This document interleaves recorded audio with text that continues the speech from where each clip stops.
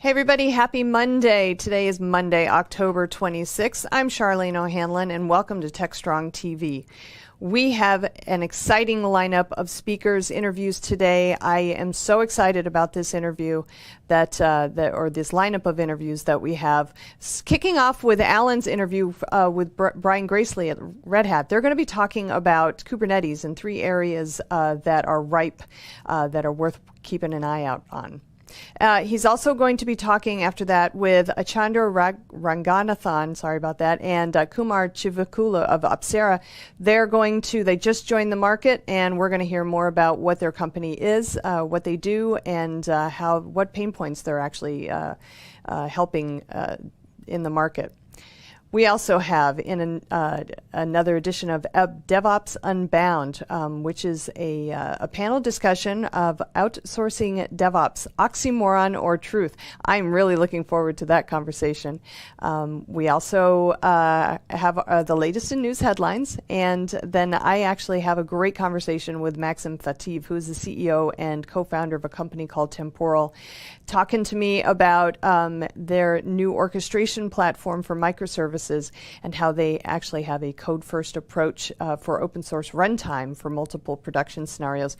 Good stuff. I had a great time with talking with Maxim. We also on today's show have another edition of Mitch Ashley's Analyst Corner, and as well as an interview Mitch did with Narinder Maken, who is the CEO of HealthPer. Great stuff on today's program. Please stay tuned. We've got lots of stuff coming up for you. But first, this commercial message.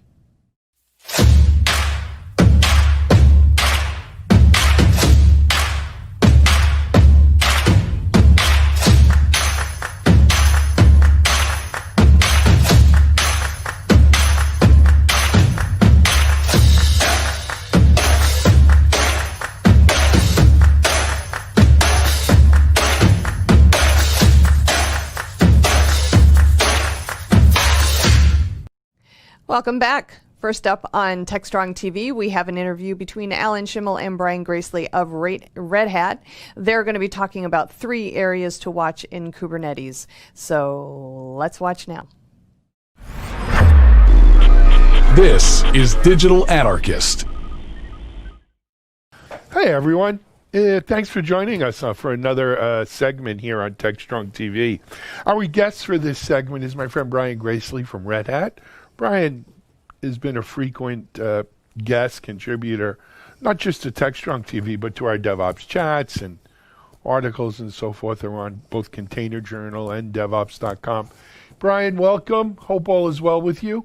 Alan, great to be with you. I love our conversations. You've got a curious mind, so I'm always good to talk to you.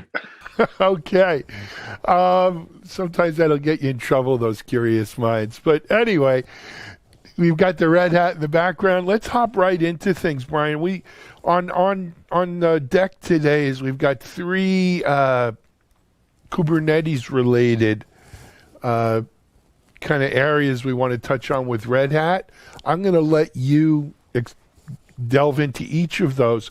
But before we do, in case I take it for granted everyone knows who you are, you've been here, but just maybe a quick background on your position at Red Hat. Yeah, sure. Where we go from there. Sure. So welcome everybody who may not have never met before. My name is Brian Gracely, Senior Director of Product Strategy for Red Hat's cloud platform.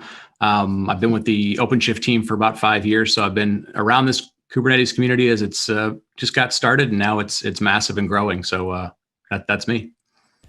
Very cool. All right, Brian, let's dive into it. Three different areas we want to touch on. I'm going to let you kind of take the lead. Yeah, sure. So, KubeCon's coming up, and it used to be that we would always talk about, Kubernetes 1. Something. We're way beyond that now. So, I want to hit on three things. The first one is virtualization. So bringing native virtual machines to Kubernetes. We're really excited about that. A lot of times people say, well, wait, is that going in the wrong direction, right? We used to do virtual machines, we moved to containers. And I think there's that's fair. I think the thing that we like to talk about is customers are basically saying, look, there is not a single sort of jump the shark moment, right? There's not a point in time when everything just automatically moves. And so they've come back to us a lot of times and said, will we be able to get both these things under one umbrella? And this is the example I always use for people, because there's always a natural inclination to say, are we going backwards? Should we really bring, sort of legacy or heritage stuff forward? If you go off and talk to a bank, an insurance company, any sort of large enterprise, and you ask them one real simple question, you want to build an application, some aspect of it needs a virtual machine. Maybe it's a database, maybe it's something that doesn't get containerized. Here's the question to ask: how long would it take you to get that provisioned? And unfortunately, in many cases, they'll tell you, like, it might take me a month, it might take me 3 months, which sounds insane because we know the core technology to get a virtual machine is instantaneous, but there's so much bureaucracy that's been built up over the years of, virtual machines are about stability. They're about, not things, we're not encouraged for them to go fast. So what we're trying to do is we're trying to say, look, you're going to have applications that are a mix of containers and virtual machines. I want to give you, through self-service of virtual machines, through the same platform, the ability to get either one of those, get them as quickly as you need to, and then don't be afraid to give them back. Because a lot of what comes out of this is people would get a virtual machine, they would get the biggest one they could possibly get, they'd way over provision things, they'd never give them back. And then you've sort of exasperated this problem of, I couldn't get it, it took forever, and now I'm wasting resources. We've made virtual machines a first-class citizen in Kubernetes. It's completely self-service. It uses all the same primitives that we use in Kubernetes. And so you can really easily combine an application that needs some aspects that are containers, it has to move fast, and some aspects that still need a virtual machine, like I said, like a database, but give it to you on developer time, if you will. And so we're really excited about being able to accelerate something that's people have known for a long time, but they've never known it at the speed that we can do with containers. Absolutely. So, Brian, I want to, in my mind, there's two different use cases here. One is I am going to deploy, for lack of a better way of thinking about it, I'm going to deploy Kubernetes and containers on top of my virtual platform. And you know what? Though a lot of people may say, well, that doesn't make sense. The fact is that still is, I think, a very popular deployment scenario, is that your containers run in a virtual machine on top of a hypervisor. Still the most popular way, yep. Yep, standard. So that's one way of looking at this. The other way of looking at this is let's call it a true hybrid kind of thing where, not all of my applications run on exactly the same stack.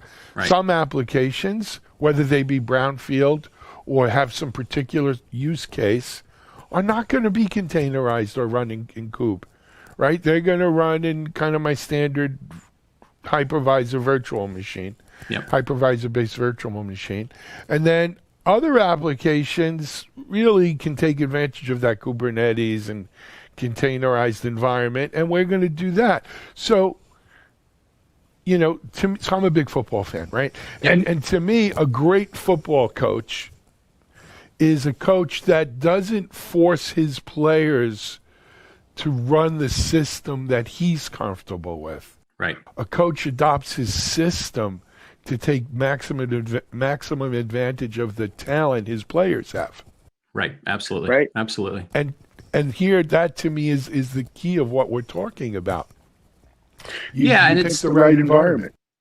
Yeah, and it's the natural progression. I mean, I think anybody who's been around, right, there's a very distinct difference between, kind of what we see at events and trade shows, maybe what a startup can do because they have a finite amount of money. Enterprises, unfortunately, tend to be, it's kind of ugly, right? Stuff sticks around, process sticks around. So at some point, you are looking for sort of progression. And this is really that next natural step, which was we went from, purely stateless applications in containers. We started figuring out how to do, databases in containers, right? We've seen operators. This is just that next step that says you have all the tools in your toolbox. And if it makes sense for you, it's right at your fingertips, right? And the byproduct of all this is not, should I debate if something goes in a container, if it goes in a virtual machine? You're going to have some mix of that. That's a given. The real question is, are you making things easier for your security team? Do you have to go to multiple places to figure out if something's secure? How do you patch something? All that day-to-day mundane stuff that nobody thinks about until you're hacked and you're on the third page of the Wall Street Journal or you're on Hacker News. We're trying to bring kind of that completeness. And again, it's bringing the right tools, like you said, to people that are trying to do their job. Yeah, that's exactly it. Like, there's some part of me that still kind of shakes my head that we talk about hypervisor-based platforms as being, last gen, archaic, but we'll let it go for now. Yeah. So Brian, I think this is a real thing. And now let's specifically talk about Red Hat and how it enables that. Yeah. So for us, as everybody knows, Red Hat, everything that we do starts as an open source project. So we've been working on a project called KubeVirt, KubeVirt, for a number of years. And the really cool thing about it is if you look at things like KVM and some of the Linux-based hypervisors, they're a process. And without getting super technical, containers are just a Linux process. So there was a synergy between, Linux-based virtualization and containerization. And what we've done is we've allowed those two things to kind of merge together.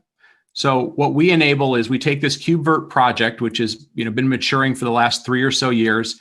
It's based on KVM technology, so it's not a brand new hypervisor. It's something that's readily used all over the place. And we enable that within OpenShift. It's called OpenShift virtualization. And the simplest way to think about it is the same way that you want to just request containers or a Kubernetes scheduled environment, you're going to request VMs and a Kubernetes scheduled set of VMs, and you can mix and match them any way you want to. So we've tried to make it as consistent as your container experience is, but for virtual machines. There's literally no overhead because, again, we're using Linux processes. And the great thing about it is it now lets you mix Windows VMs. So if you have Windows applications that can't run in a Linux or can't run as a Windows container, you now have the ability to either do Linux VMs, Linux containers, Windows VMs, Windows containers. You have all that flexibility, and the way to provision it, it's all exactly the same. So, lots of hard work under the covers to make it as simple as possible for you to just say, I want to pick and choose the best vehicle for the type of application I have. Fair enough. Good stuff. Yeah. All right. So that's number one. Number two. Let's go to number two. Yeah. So number two, it's great. You get a cluster up and running. Maybe you got a couple of clusters up and running, and all of a sudden you're successful. And then you start saying, great, I'm going to tell my coworkers about this. Some other department gets wind that you're being successful. And all of a sudden you've got 20 clusters, you've got 30 clusters, and those clusters might be a mix of dev and prod. Stuff might be in AWS, it might be in your data center, it might be in Azure. All of a sudden you have this need to figure out, how do I manage all these things? And we've seen a lot of really interesting evolution happen in the last year plus in terms of multi-cluster management. And so for us, we're really excited to bring the Red Hat Advanced Cluster Management tool. It allows us to manage literally thousands of clusters. So we've seen a big shift from people having really big clusters to lots of smaller distributed clusters. So you need visibility of those. But then you start getting into, again, the complex stuff of, how do I deploy a consistent security policy across all of those? How do I make sure that, if there's patch management that has to happen, I have ways to do that, not on an individual basis, but on a fleet basis. So we're really excited. Our customers, we've seen customers grow from 5 or 10 clusters to literally hundreds of clusters. And so now we can actually match them in terms of the management capabilities so that they can deploy them anywhere they want to, and have the security teams, the operations teams, the application lifecycle teams feel like it's not complete chaos. They have tools and visibility to make them successful. Fair. Where are we in this rolling out and people doing it? And yeah, so this is a really kind of a cool story. Obviously, when IBM acquired Red Hat, lots of speculation, somewhat different cultures, and will one consume the other? Like, what's going to happen? Totally fair questions. This was an interesting story. So IBM had been building some technology to do purely Kubernetes cluster management for a couple of years. We actually brought that whole team over to Red Hat. So all of them went from being IBM badged engineers to Red Hat badged engineers. We've specifically engineered some things to make it work even better with OpenShift. So we've built some multi-cluster API technology for that. And then the really cool thing that people are excited about is not only are we rolling out this commercial product, but we're going to take all that technology and do what Red Hat always does, and we're going to open source all of that. So there are plans to make all of this be open source, just like every other Red Hat product. So there'll be an upstream project. That code's already beginning to go out there. You got to work out a few licenses when it didn't start open source. But for us, that's really exciting because we've got great talent working on this. We're going to have communities working around it when it's fully open source. But the technology's out there now, and people can start putting it into use for their business today. That's really cool. Yep. Really cool stuff. I love it. Yeah, I'm excited about it. I can see why, too. You want to do number 3? Number 3. Yeah, absolutely. So the last thing, so obviously lots of people think about Kubernetes. Kubernetes is an interesting technology, right? It started in Google. 10 years ago, it was Borg. You used to have CIOs who'd make these trips out to the West Coast. They would have given their left arm to have Google technology. 5 years, 6 years ago, all of a sudden it's freely available. That's amazing. But it's in your data center. It's in a public cloud. And then you start seeing customers who are used to using Docker. They're used to containerizing applications.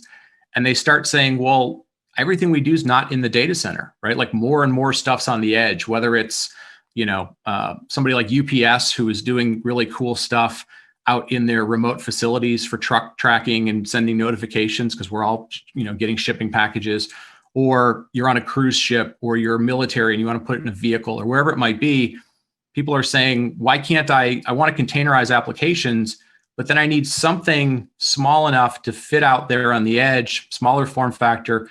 Kubernetes sort of works, but I need a small form factor of that. And we're excited to be coming out with a smaller form factor of OpenShift. So you take the best enterprise Kubernetes platform, we're shrinking it down to fit on a small form factor, and then people get all the benefits of security and containerization, but in a smaller form factor that they can now say, oh, this can go in a store, this can go in a vehicle, this can go in a distribution facility, whatever that is. So we're excited to see Kubernetes move into new places as opposed to just massive data centers and clouds.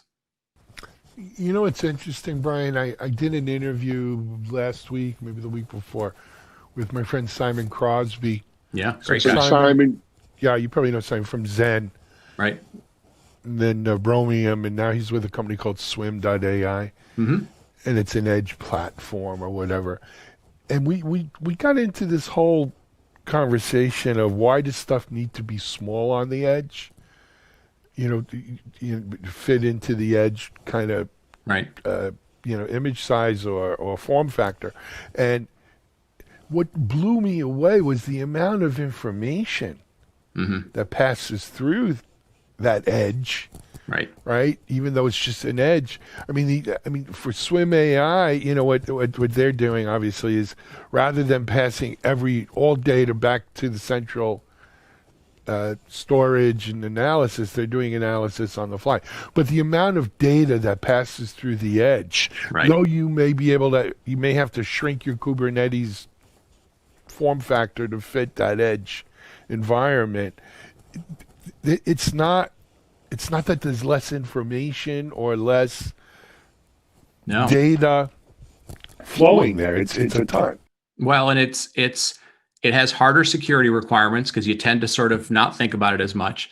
You want things like GPUs because, like you said, you want to do local processing. You want to, you got a ton. So yeah, we tend to think of it as, well, if it gets smaller, it must be dumber. It must be less capable.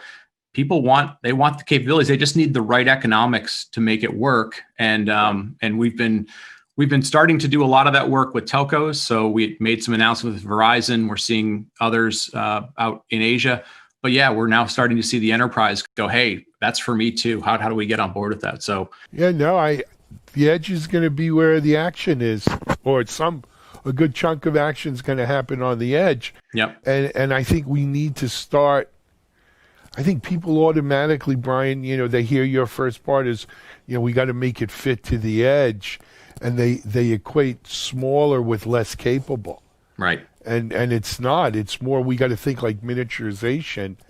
I saw somebody posted a meme the other day.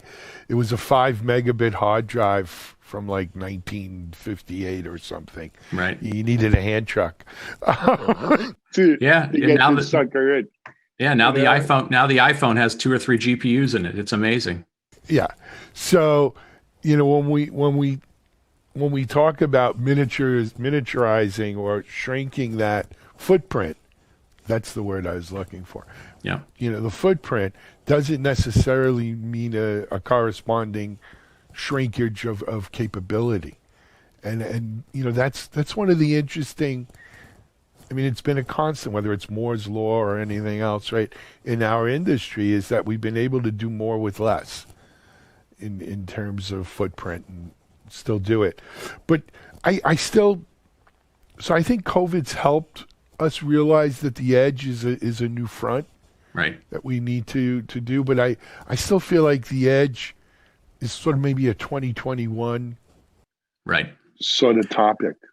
Yeah, it's definitely, there is a lot of complexity dealing with the edge. Just simple things like how frequently do I upgrade it, right? How do I match that Kubernetes comes out so frequently, yet I don't really want to touch it that frequently? So just little things like that we're going to have to work out. We're going to have to get better about. But yeah, I think we're excited about the early work. But yeah, 2021 is where you're going to start to see bigger announcements, bigger deployments. And then obviously 5G rolling out is, a 2021 thing for the most part. It's also, but that's going to have a huge effect on the edge now, right?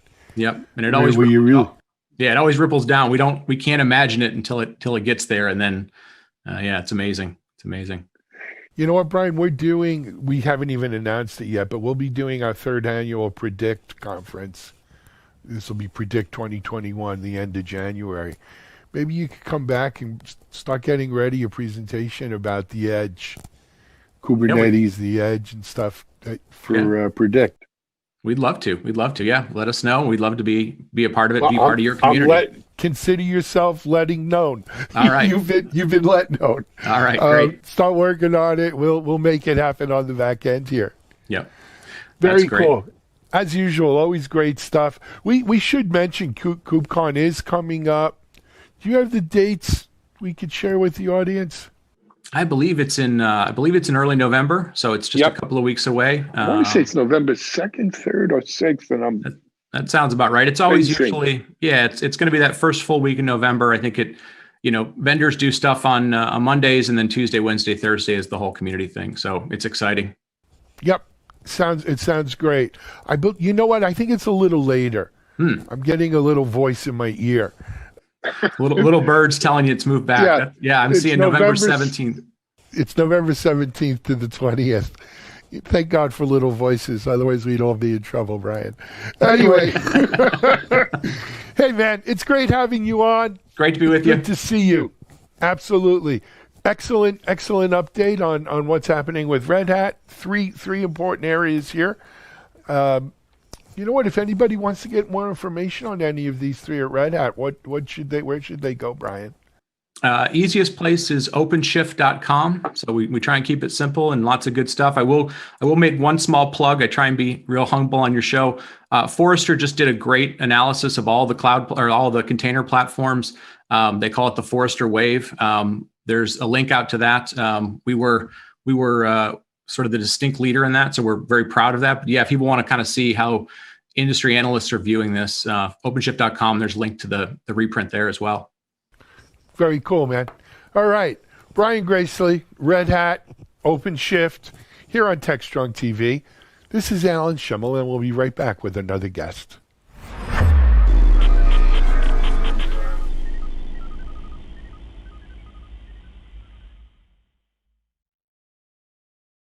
CISO Talk, to hear how real-world CISOs are dealing with today's real-world issues. From enabling secure remote workers to accelerating secure cloud adoption, defending against a pandemic of security attacks and beyond, CISO Talk covers the cyber topics you want to learn about. With your hosts, Unisys CISO Matt Newfield and Media Ops CEO Alan Schimmel, featuring a revolving panel of CISO cyber experts. This is where CISOs talk. Join us on digitalanarchist.com and techstrong.tv. All right, we're back. Right now, that was a great conversation between Alan and Brian, but now let's go on to another conversation that Alan had, this time with Chandra Raghunathan and Kumar Chivukula of Opsera. They're talking about Opsera's entry into the market and their technology, and going to be lots of great stuff in this interview. So let's give it a look. This is Digital Anarchist. Hi, everyone. Thanks for joining us on another segment of TechStrong TV. Really happy to tell you about a new company here on TechStrong TV. The name of the company is Opsera, and I have their two co-founders here with me now. And I'm probably going to mispronounce their names a little bit, and I apologize. They'll correct us. It's Kumar Chivukula and Chandra Raghunathan. I said it in the right way, and now I got tongue-tied. Chandra Raghunathan. Say it for me, Chandra. It's Raghunathan. Raghunathan.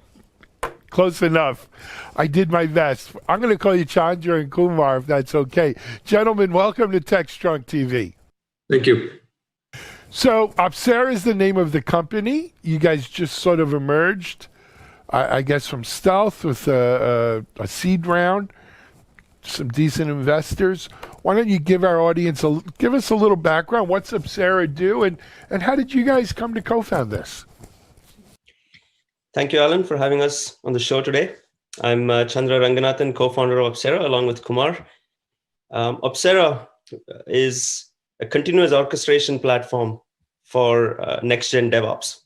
So we are focused on making software delivery faster, easier, and smarter for developers, and also secure by providing them with an orchestration platform that orchestrates tools, pipelines, and insights by combining choice of any CI/CD tool along with no-code automation.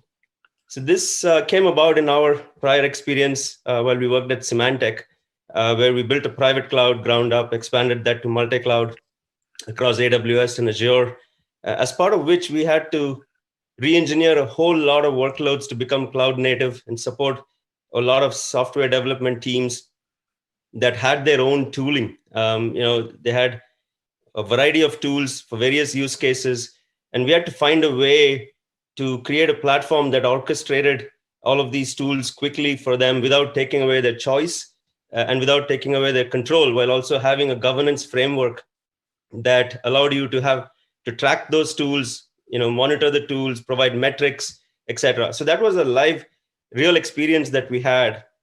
And post Symantec, I was at Uber for the last 3 years, running their global enterprise infrastructure, where this was validated even more in terms of the need to have a platform that solved for many use cases and various teams and verticals. So that was the genesis of Opsera. And with Opsera, we're looking to provide choice and automation so that software delivery becomes faster, easier, and more secure.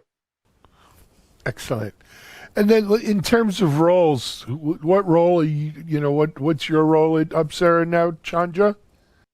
So I'm the CEO at Opsera. I'm responsible for commercial, the biz dev strategy, marketing, sales, and finance. And I'll let Kumar talk about his role as well and himself. Kumar is running tech with responsibility for product and engineering. Kumar? Yeah, and as Chandra pointed out, and we know each other for the last 7 years. We worked together at the various at Symantec, and before that we know each other. And at Symantec, we worked together and built the private cloud and as well as the DevOps tenancy. That's how the whole genesis started. And my role in the current at Opsera is managing the product and engineering and development and product operations. Yeah. Very good. So, you call it a next-gen DevOps platform and orchestration, delivery orchestration. I think we have seen DevOps evolving. There used to be the the ultimate distinction of whether you were doing good or not was how many times you deployed a day, a week, a month, or whatever, right? I did 10 deployments, I did 50 deployments, right? But I think we're moving, not completely, but we're moving beyond measuring success by how many deployments you do in a given time frame. We're understanding that success is measured by how successful those deployments were. Did they do what they were supposed to do? How many bugs, how in some ways, how fast you had to redeploy or do your next deployment is a measure of how good the prior deployment was. And so I wonder if Opsera is a part of this new mindset in DevOps about it's not how many times you deploy, it's the quality of what you deploy.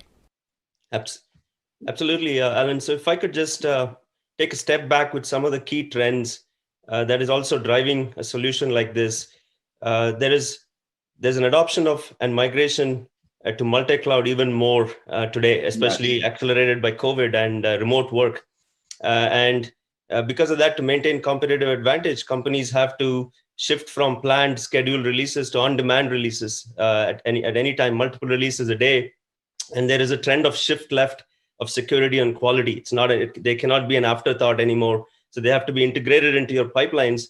And finally, there are so many tools that are driven by adoption of new technologies that you can't live with siloed analytics anymore.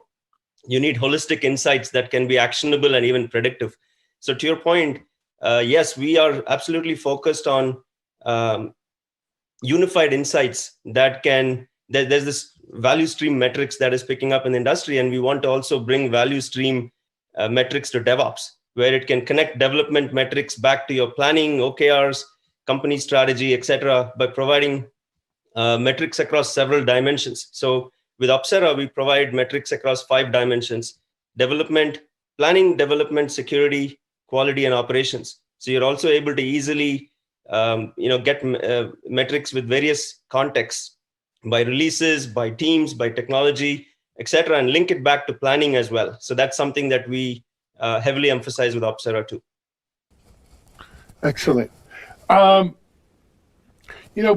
We hear the word orchestration, and me anyway, and maybe it's just me, but I think there are other people.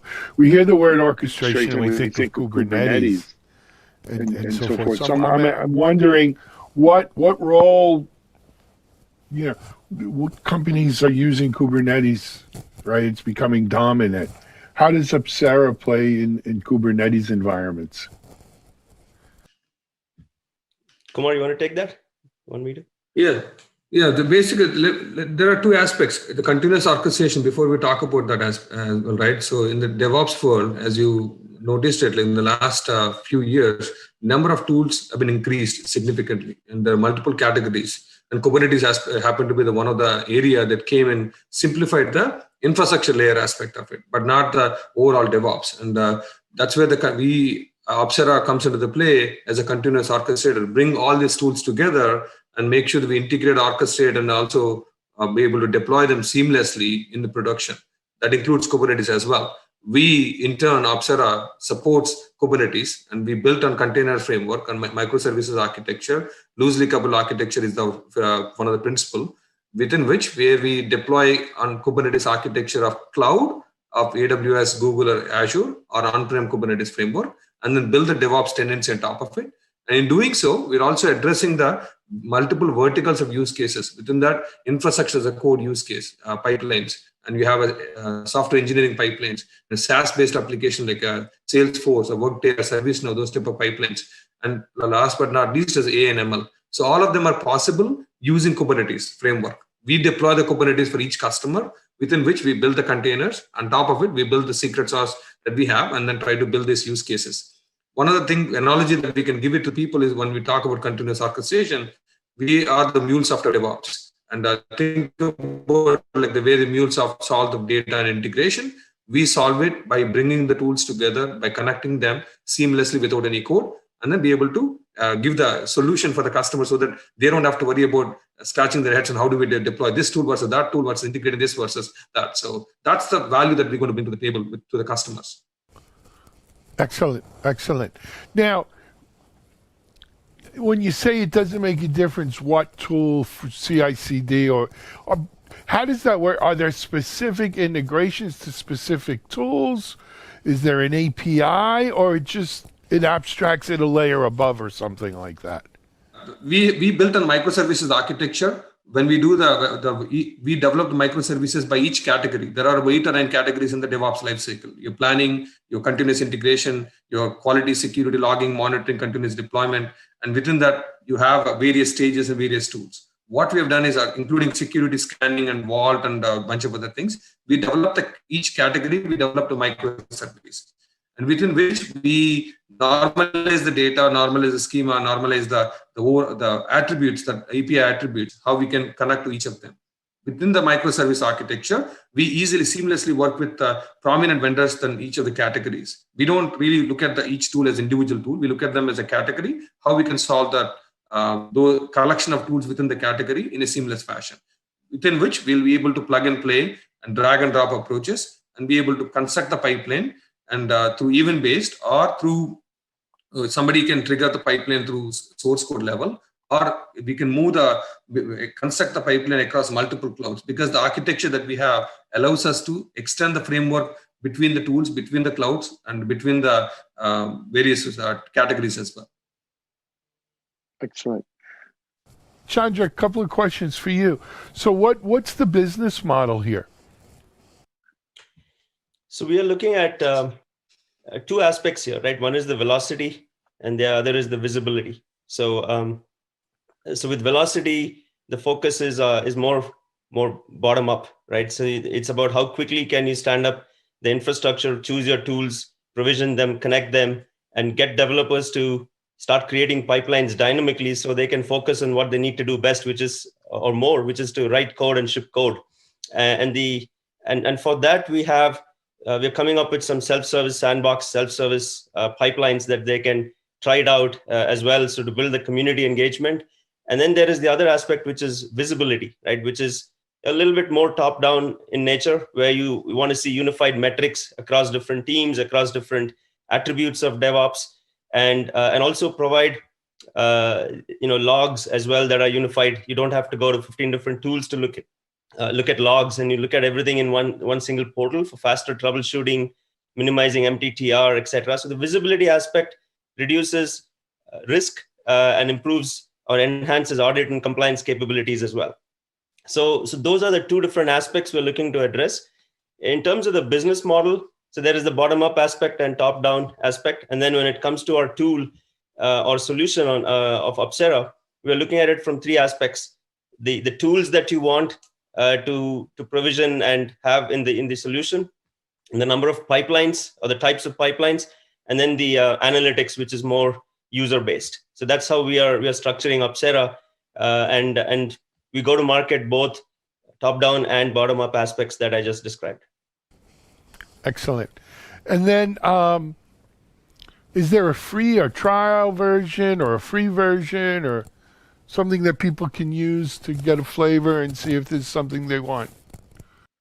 We have a free sandbox for various types of pipelines coming up by end of October, first week of November. So we will have that in our website, and we'll also run some campaigns for that. And we will also be providing a white glove free trial version for our analytics also end of October, early November. So you should see that on our website and also through some campaigns. Very cool. Look, there's nothing more exciting than, taking the company out of stealth and launching it and seeing what people have to say. You guys, as I mentioned, have raised a seed round already. Chandra, why don't you just mention that for anyone who's interested? Yes, we raised a seed with support from Clear Ventures, who's our lead investor for the seed, also Trinity Ventures and Firebolt. So we thank all 3 of them, Rajiv, Schwark, and Cherian, for their belief in us and supporting us. And we look forward to continuing the momentum here. Our focus right now is on generating the community engagement, releasing the free trials, and it's all about customers, right? We are working with several customers as we speak, Fortune 100, Fortune 500, and it's all about delighting them, solving their problems. And that's our focus for the next few months. And we'll continue to keep you posted as we make that progress. Great. What's the website? It's opsera.io, opsera.io. .io. Fantastic. Chandra, Kumar, thank you so much for telling us about Opsera. Good luck. It's exciting. You gotta hold on to that horse and ride it, right? And see where it takes you. I'm sure it'll be a great adventure. And we look forward. Come back on and keep us posted, okay? Absolutely, Alan. Thank you so much for your time. It was a pleasure talking to you. It was my pleasure. Thank you. So here, new company, Opsera. Check it out. It's opsera.io. And let us know what you think. Until then, this is Alan Schimmel at TechStrong TV. We'll be right back with another guest.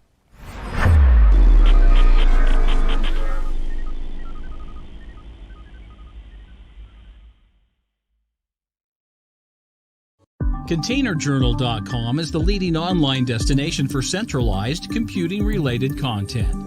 ContainerJournal.com covers all aspects of software containers, from container management, data management for containers, container security, networking for containers, to the entire container ecosystem, Kubernetes, microservices, serverless, and more. ContainerJournal.com has the largest selection of container-related news, featuring breaking news, blog posts, podcasts, and more. Visit www.containerjournal.com to learn more. ContainerJournal.com is operated by MediaOps Inc., the team behind DevOps.com, Digital Anarchist, SecurityBoulevard.com, DevOps Connect, and DevOpsDozen.com. All right, and we're once again back. We have coming up now another edition of DevOps Unbound, which is sponsored or presented by Tricentis. This is going to be a great conversation, guys.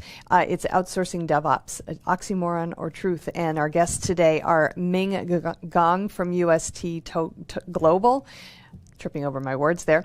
Chris Rose from TTC, Robina Laughlin from Guardian Life, and Mitch Ashley from ASG. They're joining Alan Schimmel for this panel discussion. So let's give this one a look.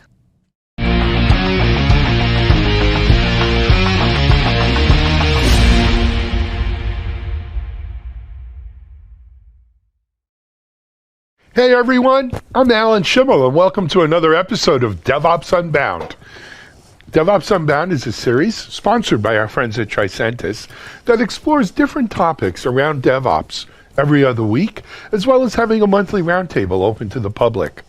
Today's episode is outsourcing DevOps, oxymoron or truth. I'm joined, as usual, by my co-host, Mitchell Ashley, CEO, founder of Accelerated Strategies. And Mitchell, welcome. Thanks for coming on. It's always awesome to be here. I'm excited about our guest today. So am I. Let me introduce you to our guest. We have Robina. And Robina, I'm going to ask you to give your full name, title, company, background, and we're going to ask you to kick it off. Sure. Hi, I'm happy to be here. Thank you. My name's Robina Laughlin. I work for Guardian Life Insurance, actually Guardian Life. And I have been working in the quality assurance space now for about 25 years. I've been working for Guardian for 8 years. We have a great enterprise quality assurance journey. Most recently, my department, my quality assurance department, has been working with integration into a DevOps model. So we're starting that journey. We started about a year ago, and really happy to be part of the conversation. Thank you, and thanks for joining us, Robina. Secondly, I'm going to introduce my friend Ming Gong. Ming, a little background? Hey, Alan, how are you? It's good, always good to be here. My name is Ming Gong, and I work for UST Global. I'm vice president. I run a practice called Digital Agility Platform and Solutions. So what we do is we provide all kinds of services and even product to our enterprise customers on things like such as DevOps transformation, DevSecOps, cloud transformation, as well as legacy modernization. So we have tons of battle scars as we're implementing DevOps for our customers. Absolutely. And then last but certainly not least, Chris. Hi, nice to meet everyone. So my name's Chris Rolls. I'm from a company called TTC. I'm the CEO of Americas, and what we do is we help organizations with quality engineering, continuous testing, and also agile and DevOps transformation. So really happy to be here and excited to hear what everyone else has to say. Absolutely. So guys, when I started, so we launched DevOps.com in March 2014, working on it, all through the second half of 2013. At that time, it was sort of dogma in DevOps that DevOps wasn't about the tools.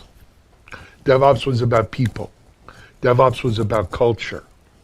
And that therefore, to be successful in your DevOps journey, outsourcing was a no-no. You couldn't be successful and outsource your DevOps because it would destroy, you never got to the nitty-gritty of the culture.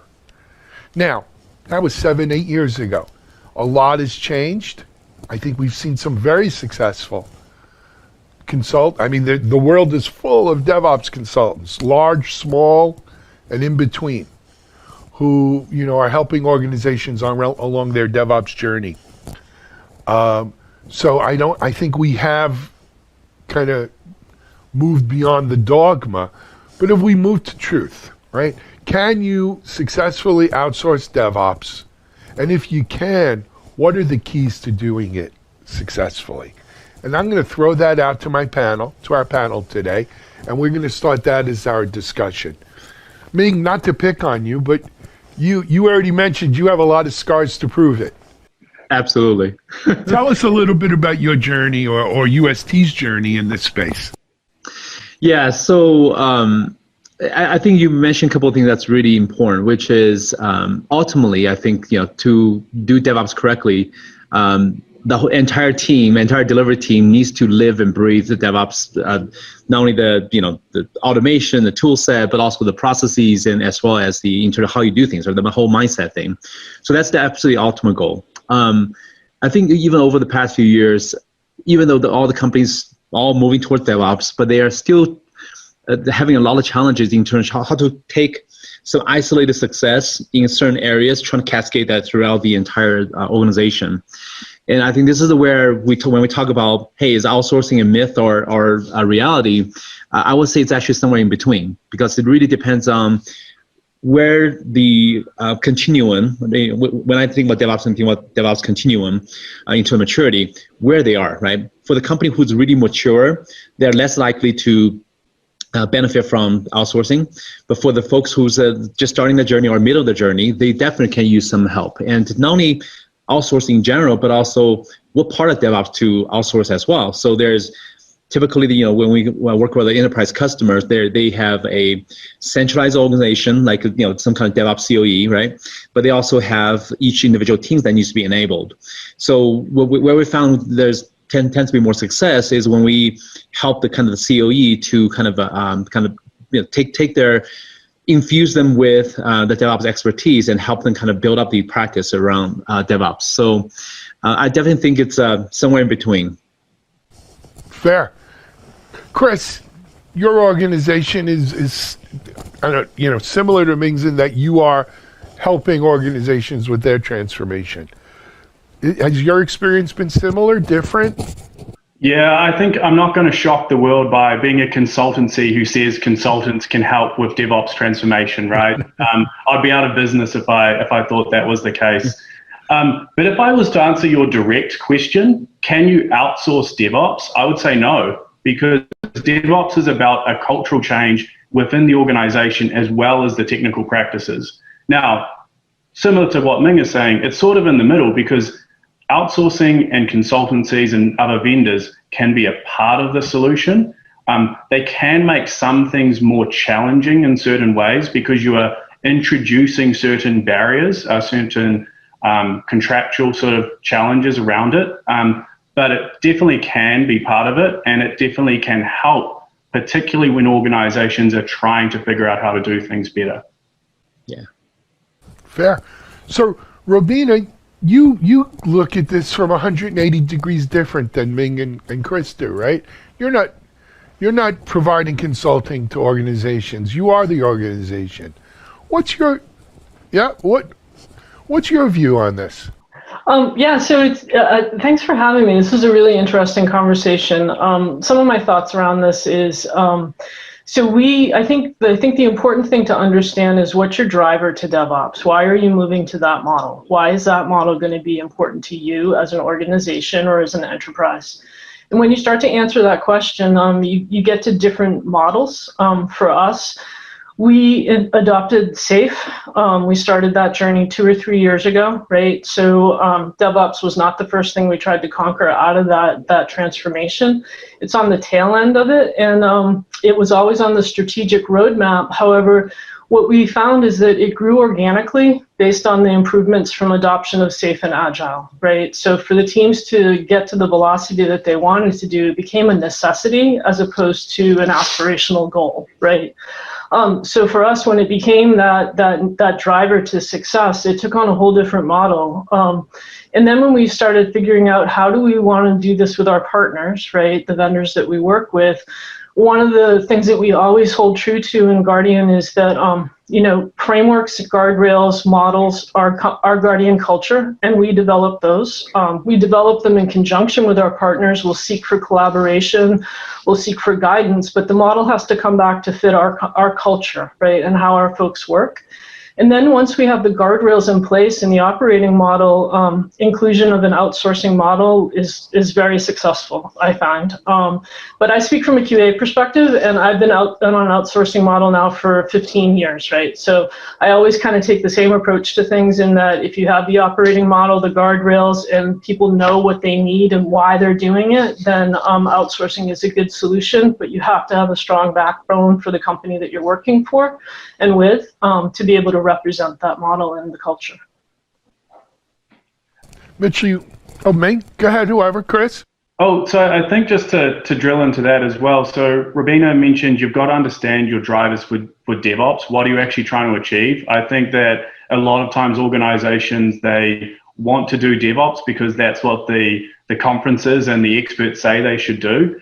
But also you need to understand what's your driver for outsourcing or engaging partners and other vendors, right? Mm-hmm. So if it's a cost saving mechanism, which often it is in this economic climate, is something that people are looking at, right?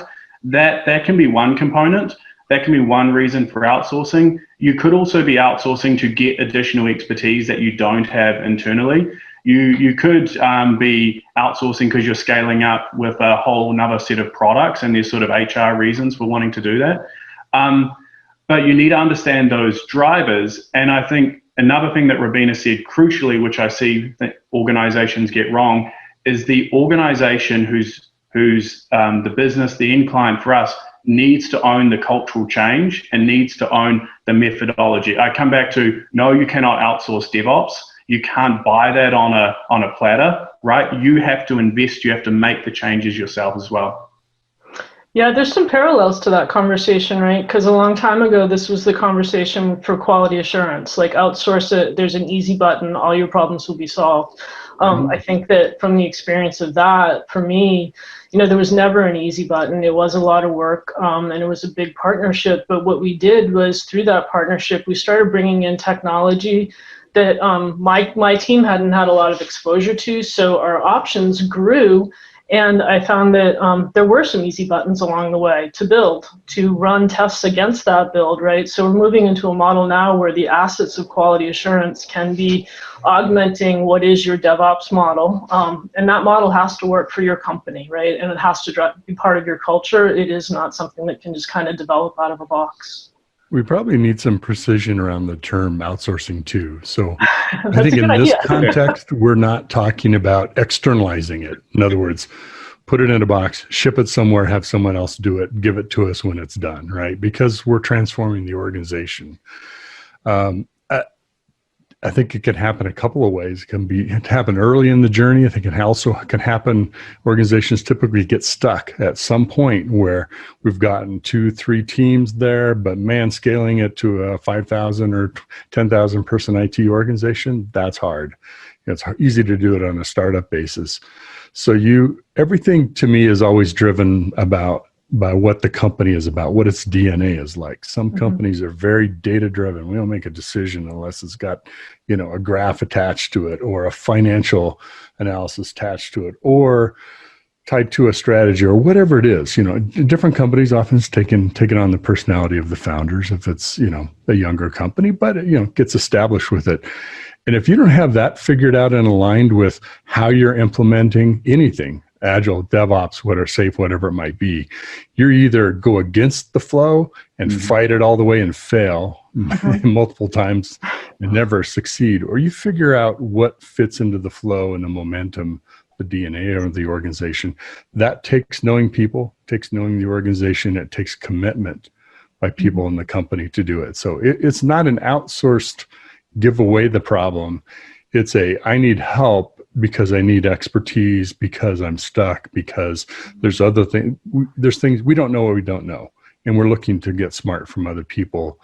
And we want you to leave someday and help us operate on our own, maybe help us with a different problem someday. But that's kind of our goal as an organization. Yeah, Mitchell, I fully agree with that. And we certainly have a couple of points you point out is pretty interesting. One is the challenge that we're seeing for large enterprise customers. They usually have problem with cascading kind of DevOps excellence across the organization, right? But there's so many hurdles, I would say. One of them is organization silos. We have seen so many times where you have one division, usually on the digital side, right, front end. They have great success because their technology stacks tend to be more modern, so it's easier to get on the DevOps train. But then once you start trying to cascade to the legacy side, it just doesn't work because either because they don't share very well because there's organization silos, or because the technology stack they develop doesn't really work on the other side. So where we see, again, I know your term about outsourcing can mean many different things, but where we see a lot of support or at least success is when we help these kind of organization where they have a COE, right, where they establish standards, and I think Robina kind of mentioned this too. It's very important for a company to really establish their true north, the compass, right, in terms of the guardrails and things like that.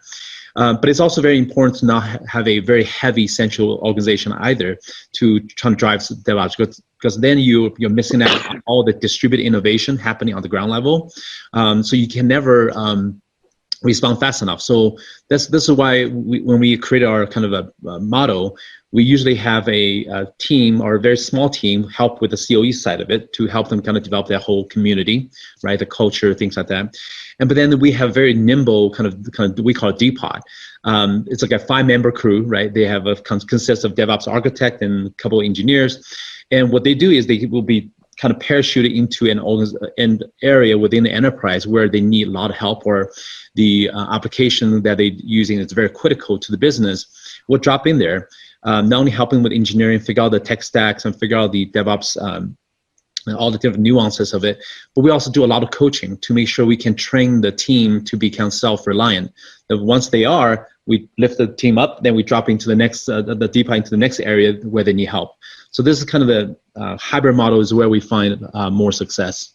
I'm really curious who typically brings in like your firm, meaning your firm, Chris, maybe Robina, who brought in someone to bring in help with DevOps. Is that at a very high level? Is it a development team level? I'm thinking larger organizations here. Yeah, I think Chris and I probably share this. I think Chris and I are probably going to share the same answer, which is all of the above. I mean, we have a large DevOps engagement where the CIO invites in, and we operate starting from strategy level all the way down to the individual team level. But then we also have through relationships or whatever case might be, where we insert ourselves into a particular team to help them, then grow from there, right? Yeah. Chris? Yeah. Yeah, exactly the same. And if it's okay, I want to go back to one thing you guys said before, which is having a bit of precision around what we mean by outsourcing. Because I think when I see this topic, I jump to full functional outsourcing of QA or Dev or Ops, right? But the reality is outsourcing also exists on a spectrum. When you hire a maid to clean your house or to service your car or anything like that, you are outsourcing that function of your personal life. And it's the same with software development, right? So there's the really far down this end where it's just you have a consultant who's embedded in a project team, and then there's all the way down to the far end where you do that full-scale outsourcing of a function or a department. And what I want to be clear on is the further you get along that continuum, the harder it is, right? You have to be far more careful about it. And so that's something that's really important. And to go back to the question that was just asked, completely the same. Sometimes, and you're very happy when the CIO or the CEO says, come in and help me do this transformation across the organization. Sometimes it is a QA or dev manager has a specific problem that they want to solve. But I'd also be really interested to hear Robina's thoughts. Yeah. So how did we bring, I'm sorry, can we? And what level did you bring? Was it the CIO brought in somebody to help you? Oh, with DevOps, sure. or was it on a QA development team? How did you start down the getting external help, outsourcing help? Yeah, so this is a little bit of a parallel run to a DevOps model. So from a QA perspective, what we did was we decided to centralize our enterprise quality assurance organization. And when we did that, certainly we got economies of scale, but I needed a partner or a vendor that would come and work with me. And when I say partner, I truly mean it. Like we have team meetings and they're all folks that work for me. I don't distinguish. So you have to be able to have that relationship, I think, to be able to get success out of outsourcing, if you want to call it that, because it's really partnershiping in my mind. So that was the journey that we took, and now that's been underway now for almost 8 years. So we have an incredible wealth of assets behind us, and I started stopping and looking at what my partners were doing on the other side of building and deploying, and how are they verifying that build. And we've been moving this shift left journey of discovery of quality issues for a long, long time now. And we're at the point where we're in the build stage. And I'm like, well, we have great assets that could help verify that a build's going to work. You know, what's the next solution to that? So I reached out to my Cognizant folks under my QA umbrella and said, hey, if we were to think about, extending our assets use, what would we do? And they were like, well, turn to your DevOps team, turn to your build and deployment team. Let's understand what they're doing. They're using Jenkins, they're using Bitbucket, example for us. So when we started looking at being able to scale our assets and use them across the enterprise, we built them in Jenkins. We built our actual Selenium code in Bitbucket. So now we have the hooks there, and we can, as these teams start to catch up, or we start to catch up, and we meet in the middle, we then have a problem we're trying to solve. We are getting builds, they are broken, or when they pass, there's quality issues. Can we discover them through automation, right? So that's that easy button.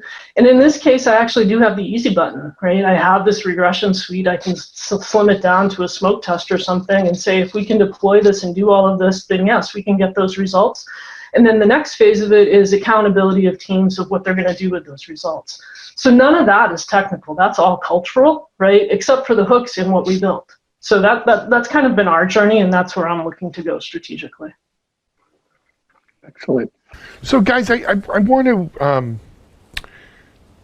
bring us down we touched on it already, but I want to clarify it. Ming and Chris, you're in a unique position in that you guys get to see dozens of organizations and how they approach this problem. Where Robina, your view is Guardian based, right? This is what you guys have done at Guardian. Here at DevOps.com, I'm also in a cat's bird seat in that I get to speak to many people like Ming and Chris, but I also get to speak to many people like Robina. I get to speak to people like Mitchell. I literally get hundreds of views on this. And, I recognize patterns. And that's, what do I do? What's my superhero power? I'm good at recognizing patterns. I guess I'm a machine learner, but anyway, there usually is a pattern along DevOps adoption, and it's similar to what Robina mentioned, which is, when I first launched DevOps.com, our tagline was DevOps picks up where Agile leaves off, right? Because what happened was people were moving to Agile development processes probably, going on 20 years now, right? Agile's been around 20 years. And it was great from the it makes you feel old, I'm sorry, Robina, but yeah, it's 20 years. don't feel bad. I watched this Halt and Catch Fire about the birth of the PC industry. Yes, that's what it is. You're in, Einstein's theory of relativity. I remember my agile training with Ken. I can't imagine 20 years ago. Yeah, Ken, who's now, of course, is Scrum.org, right? And versus Scrum, the other one. Anyway, not here to get into that one. That's another rat's nest. Different podcast. But but the thing is, the normal course, if you will, is we do some agile. Whether it's Scrum or Safe or whatever, we're seeing out there scale. And then, we want to start getting into some lean IT stuff. And of course, when you start marrying agile and lean, it's DevOps, right? That's what DevOps is, right? And now we're going to get into CI/CD pipelines. And of course, it's grown since then. We've added SRE on. Continuous testing has become huge. Right, just a huge piece of this, and so we've seen the sprawl, the urban sprawl of DevOps and Agile over the last 20 years. Along with it, I think it's become all but impossible to do at a large organizational scale, at a large enterprise scale, without some outside help. I think. We've recognized the enemy. It's us. We've created the need in our large organizations, the way we go about adopting these things, that we can't do it without outside help. And it's very true, Alan. And I think that's why you really need the outside help, and you need to go to the experts, because no one size fits all. No one tool solves everything. That's how I got involved with Tricentis. Was I went out really early looking for a vendor that would grow with me and was on the same aspirational journey that I was, right? So that's where I think it really helps in terms of consulting. You need to pick the partner that's going to work with you and grow with you, and sees you for your uniqueness, not an industry standard. That's right. Fair. Chris, Ming? I think, you can't take a single pattern of technical practices or cultural adoption and apply it to every single organization. So that point, Rabina, about making sure that you tailor it for the organizations that you're working with, or even within an organization, the different departments, the different products that you're working with, right? There's a different sort of cultural mode within the digital section versus the enterprise technology section, right? So that's really important. And I think that also kind of comes to the thing that I see that often people get wrong when they do outsourcing, is that they don't align the incentives properly. Because to face it, we all have different incentives, right? Even, Rabina, if I was partnering with you and we want to work as really good partners, then I have a slightly different set of incentives, right, to grow my company as Guardian does, right? And so we have to find ways to align those incentives. Otherwise, you'll create a conflict, a cultural conflict, which prevents you from really going as fast as you can. So that's just something that I see often people get wrong about moving to DevOps, because they have to use outsourcing, in particular, engaging firms to help them with that. I want to go back to the point Alan was talking about in terms of the massive talent shortage in an industry, and it's not just DevOps, it's cloud, everything else, right? I mean, just in general, I think we all wish there's more qualified folks who has those technical skills, and I think that's one of the reasons why a lot of our customers want some help from us, because they simply cannot find enough talent out there that not only knows the DevOps technology, but also have the ability to keep up with the crazy change in the industry, right? I mean, you see a massive change even within the last couple of years, where it used to be all just all the siloed best of breed product, like Jenkins or whatever else, then Artifactory, whatever. But now you see a trend where industry is moving towards more of a kind of end-to-end, all-in-one type of tools, right? For example, you have the Azure DevOps, you have the, GitLab, they start offering the whole suite of things, because they recognize the massive talent shortage. You can take care of the problem until you can also solve the problem on the technology side as well.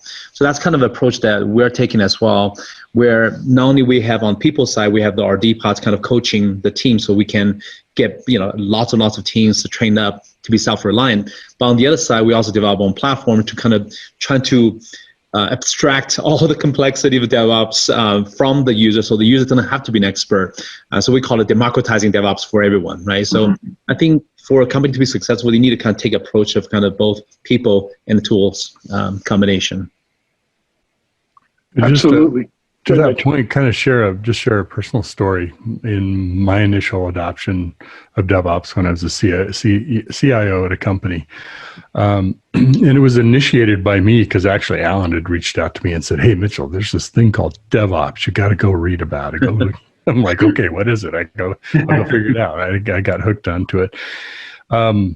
But the rest of the team hadn't really caught fire yet of getting on to DevOps. And so as a leader of an organization, it's tough to say, okay, I want us to go this direction. I think this is really be helpful for us when the team's not there yet, right? And really understanding what it's going to take to get the organization going and get behind it and how to be successful at it. This is earlier, so you reach out more to individuals, right, that have started to build some brand and some experience in doing things like DevOps.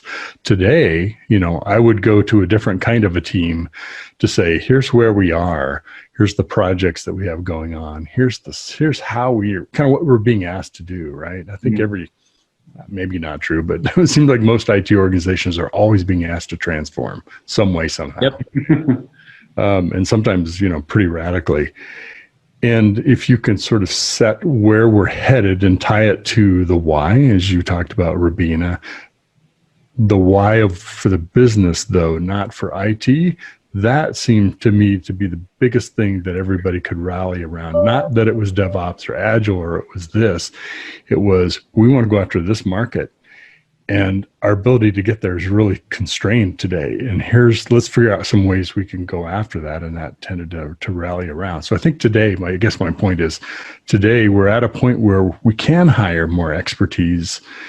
And we want to de-risk our journey and learn from others. We don't have to figure it all out ourselves and be the smartest person in the room. Certainly I don't.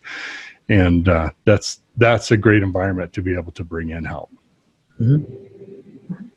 Rabina, I'd like to throw out, there was a time where we used to look at quote unquote outsourcing and consultants, and one of the terms that was thrown around was body shop, right? I bring in some bodies, I'm going to rent some bodies. I remember when Mitchell and I were at Still Secure, we'd go down to like federal government, we had a big federal practice, and we'd go to a federal facility, whether it's a lab, or a NOC or what have you. 80% of the people there were not federal employees. They worked for Grumman, Northrop, or SAIC, or take your pick of the Beltway bandits, right? But it was all body shop, right?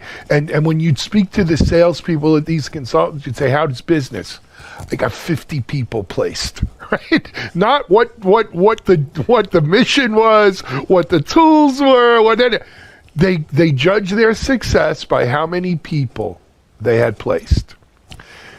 I like to think, and maybe I'm naive, Rabina, I'm going to ask you, that we don't judge the success of our DevOps outsourcing by how many bodies I've got buried at a given location. And because I think that's a terrible metric to determine the success of a transformation. Yeah, so that's a great observation, Alan. You just kind of gave me shivers when you talked about, number of bodies.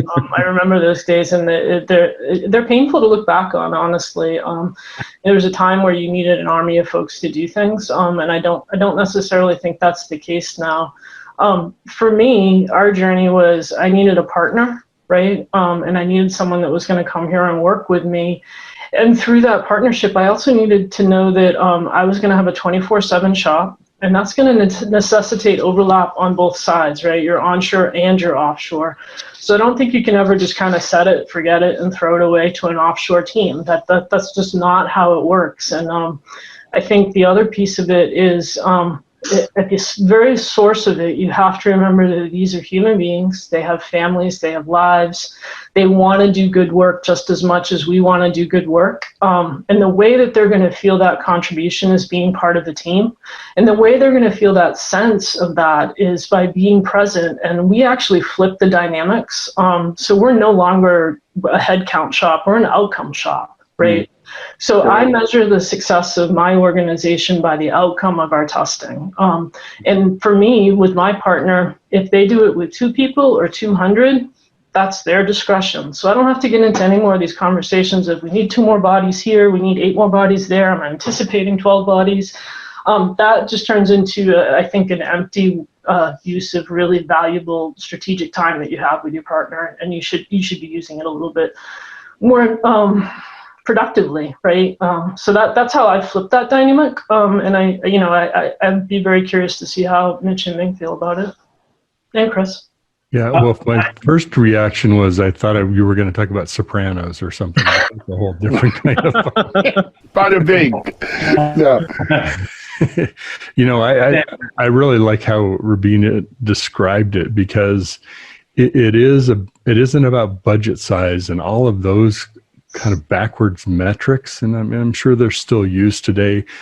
To me, that's a measure of how aligned you are with the business. If you've shed the financial size, the IT only centric metrics to what are we making an impact? There are a lot of ways we can do a digital transformation project. We could get to contactless services, let's say, something very relevant today. And it doesn't have to be with hiring 50 more people, because we're probably never going to find 50 people to hire anyway, right? So we've got to find other ways to do it. There are times where I need these people to fill these roles. And I'm sure, the body shop approach still applies in some situations. I doubt it on strategic projects, though. That would be my supposition. Chris and Ming, I'd like to hear from you guys on it, though, because you're on the other side of the equation here. Chris? I hate the term body shopping, right? Yes. Terrible term. And I talk to the team and I say, we have to have stamped on our forehead, we are not a body shop. Because if you're going in there and your goal as account manager is to get 50 people on an engagement, you're not thinking about what that organization needs. You're not thinking about what the business outcomes are. You're just thinking, I can make 10, 15, whatever, how many dollars it is off each person, and what's my commission for that? That's a terrible way to think about it. And what's more, it shows an outdated way of thinking about the people who are going to do this work. People, process, technology, people in my mind being the most important part. If you're thinking of them and you're calling them resources, which sometimes we all slip into, or you're calling them bodies, right? Look, it's not just a warm body in a seat typing some code or testing some software or monitoring the systems, right? There are people who have skills, who are thinking about things, who are trying to do the best work they can to deliver outcomes for the company. And so I hate that term body shop. I hope that no one associates that with me and my company. And I think it's a terrible way to think about, delivering software. Yeah, so I definitely second that. Rubina just articulated is pretty much what echoes pretty much all of our enterprise customers has said. They absolutely transition from, where it's just T&M type of model before now to it's all about outcome based, and that's what we prefer as well. To Rubina's point, why the customer should care how we deliver it, as long as the outcome is what they want, right? We actually created a digital agility transformation manifesto in honor of Agile Manifesto. And one of the top one is actually called value over volume, which is exactly what, Alan, you just talked about in terms of, hey, you should not be measuring successful transformation by the volume of things got done, but it's more about the value, right? So in this case, instead of measuring, hey, how many DevOps, for example, how many DevOps pipeline did we create? That's not important. What's important is how much faster are we able to help the team to develop deliver software to the production faster, right? What's the frequency increase, right? So it's those things are what matters. So that's what we absolutely focus on. Excellent. Guys, we've got maybe 7 or 8 minutes, and there's one area we haven't hit on yet that we'd be kind of negligent if we didn't hit on it. And that is, what effect has COVID had on all of this? Right? On one level, we could say, Well, look, everyone's working remotely anyway. What difference does it make it, if they're an employee or an outsourcer? We're all remote. We're all equal in that regard. The other way is, how do I graft these people into our culture? How do we make them part of the team when we've never shook hands in person? When the only way I ever see you is on a Brady Bunch Zoom window here, and you take the top left, right? Can we really integrate in just remote only settings?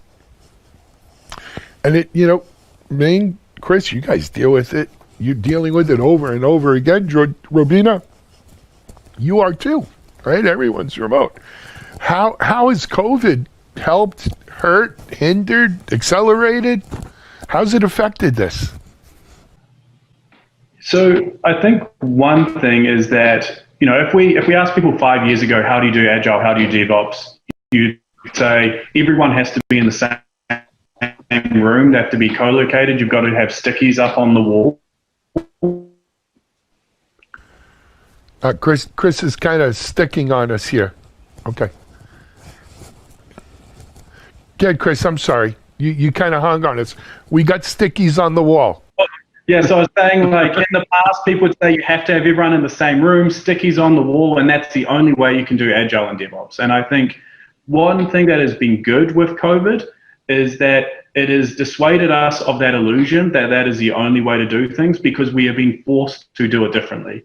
That being said, it is so much harder to create culture, whether it's in-house or whether it's outsourced, when you don't have that face-to-face collaboration. There's only so many times people can do a virtual happy hour and still really get into it.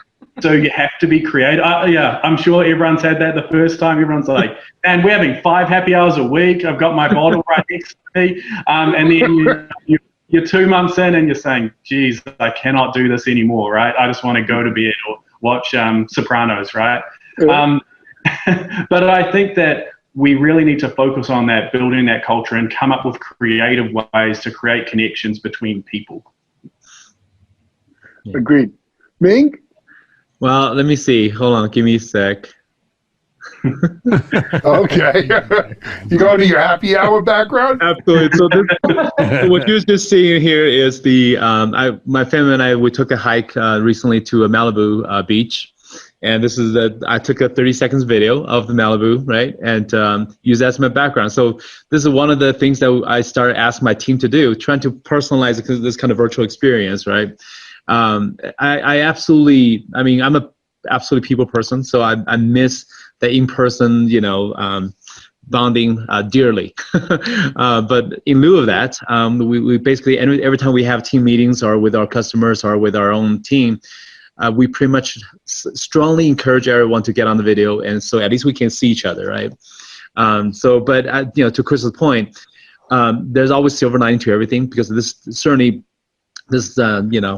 COVID certainly forced or speed up a lot of things. That's what's going to happen anyways. So to that, I think it's a positive thing. Ravina, I'd love to hear your thoughts. Sure. What a year we're all having, huh? Surprise. Yeah. So I think, in terms of working with your partners through COVID, and we've been talking a lot about culture, I think one of the foundation things is to pick a company or a partner that has a very similar culture to you, right? So then you're not trying to find middle ground in that, and that should really be a big part of your selection process. You need to be comfortable with the folks that you work with, and you need to be living kind of to the same standards, I think. So for me, how COVID affected me was, while we were all scrambling to get ourselves home and reaping the benefits of a long-term plan to be able to have a remote workforce. We learned that through Sandy a long time ago when we had done a lot of changes. I was also working really closely with Cognizant and helping to get all the resources that they needed to get my folks home and offshore, right? So I was as concerned about offshore as I was concerned about onshore. And now to this day, my job is actually pretty high touch now, and the reason being that we're so far along, I have people that are really overworking themselves, and I think that I don't know that it's deadlines as it is, take pride in craftsmanship in their home and they want to, this is something for them to do. Or it's a stress release in a really challenging time where everything's unpredictable. But I spend more of my time saying, when was the last time you took a day off? When was the last time you took an afternoon off, right? You need to recharge, you need to gather yourself. And that's for offshore too. So that's been my challenge this year. Yeah. Fair. Mitchell, I know you guys at Accelerated Strategies Group did a study on the whole remote thing and COVID. Thoughts? Yeah, boy, I could talk for an hour on this, but I'll just point out a couple things and I'll point folks to the report. We looked at software developers already know how to work remotely, right? Many do. And so how has that affected them? How has COVID and the work from home affected them, and how have they kind of affected the organization? So interestingly enough, across the board, there's about 350 participants. Across the board, everyone is above 60% of who have accelerated digital transformation projects, contact with new forms of delivery, and automation. But what I really found interesting was that how influential DevOps practices, whether you called it DevOps or not, had start to infiltrate into the organization. So I'm talking about, things like doing daily stand-up meetings or more cross-functional teams, increased use of that, asynchronous communications like a Slack or a team, as opposed to being on a phone call or in a meeting. So there's all these ways of working that as we're talking before, sort of forced everybody into it. And the teams that had really good software teams working remotely jumped on board. And we saw an increase in the use of that kind of style of work, sometimes facilitated by tools, sometimes just process. Mm-hmm. So if you want to read the whole report, and reading is minimal, it's all infographics, so it's super easy to consume. Go to accelst.com, and it's free to download and enjoy. And let me know if you have questions. Love to talk to you about it. Awesome. Excellent. Guys, we are out of time. We're actually over time. Robina, Ming, Chris, I want to thank you, all of you, for joining with us today. This was a great discussion. In the show notes, production notes, we will have links to your websites and any other links you want to put in there. But, all three of you are dealing in the real world with real problems that we're seeing today. And helping organizations solve them, right? Whether it's your own organization or other organizations. So keep up the great work. We may revisit this topic on DevOps Unbound someday, and we'd love to have you back on here. Okay? Pleasure. Thank you so much. All right, Robina, you're in. It's nice to meet you guys. Good luck. Okay. Thank you. All right. Mitch, thanks as always, man. This is Alan Schimmel for DevOps Unbound. Thanks for joining us. We'll see you on another DevOps Unbound real soon.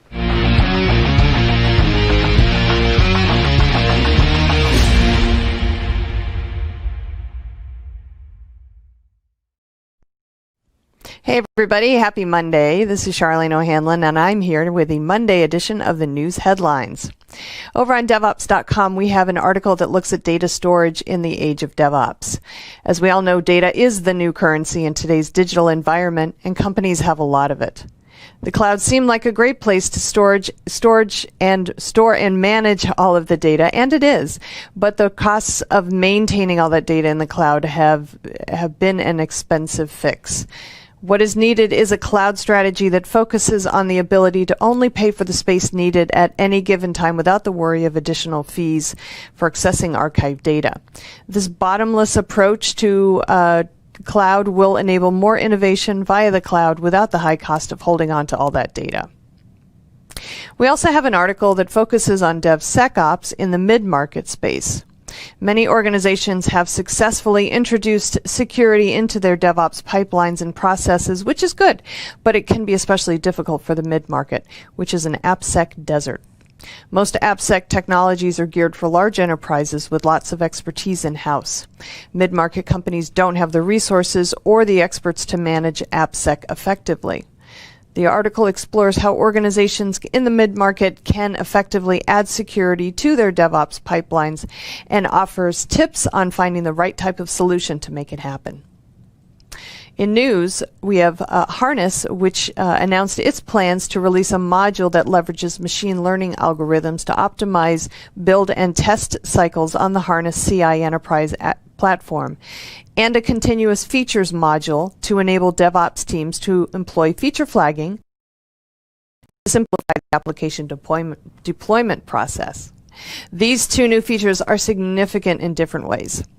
AI is poised to change the DevOps landscape, enabling teams to release code faster. And feature flags have been proven to be useful in helping teams push out new releases and updates iteratively, easy for me to say, for a better overall user experience. Harness plans to add more AI more broadly to its portfolio to push the limits of DevOps teams even further. On Container Journal, Verizon Business has launched a managed service through which IT teams can employ applications on Kubernetes clusters residing at the network edge as well as the public cloud. This signals a next step in the evolution of adoption of Kubernetes. The company says the new service makes it possible for IT teams to deploy applications without having to master all the nuances of networking environments. With the rise of edge computing in particular, IT teams are looking for means to deploy applications that allow them to co-manage the environment alongside a managed services provider, which would automate the management of all the associated IT infrastructure. And Diamante has launched a data plane management platform for hybrid cloud computing environments that marries storage management to a container networking overlay. With this technology, Diamante is seizing on what it sees as an opportunity to provide a platform that makes it easier to centralize the management of networking and storage services for Kubernetes clusters that are deployed in public clouds, local data centers, and edge computing environments. Over on Security Boulevard, we have an article that talks about protecting online learning environments. The fall semester is in full swing in schools K through 12 through college, and vast numbers of students are doing their learning at home. Schools should be technologically in a better place than they were in March at the start of the quarantine, but security still lags in some areas.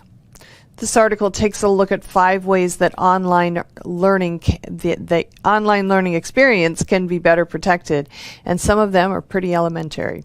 See what I did there? And we have an article that looks at the potential benefits of having a vendor access management system in the cloud. You know, traditionally these systems have resided inside the corporate network, but as edge computing and the cloud have pushed the perimeter well beyond the 4 walls of the companies, more enterprise resources are actually being pushed into the cloud. So the vendor access management system obviously is no different and can actually provide more benefits in the cloud than on premises. This article discusses the pros and cons of having a vendor management system in the cloud to help organizations decide whether it's the right choice for them, especially as third-party risks is a growing concern. All right, that's all I have for headlines today. Check back tomorrow. We'll have some more freshly baked headlines for you. Till then, stay safe. This is Digital Anarchist. Hey everybody, welcome back to TechStrong TV. I am Charlene O'Hanlon, Managing Editor at Media Ops, and I am now here with Maxime Fatiev, who is the co-founder and CEO of a company called Temporal. Maxime, thank you very much for joining me today. Really appreciate it. Yeah, great to be here. Thank you for inviting me. So I want to talk to you about your company because I understand you guys just were awarded some funding, and I'd like to know more about your it's a microservices orchestration platform. Am I correct in that? Correct. Okay, great. So tell me a little bit about the funding, first of all, and what you guys plan to use the money for.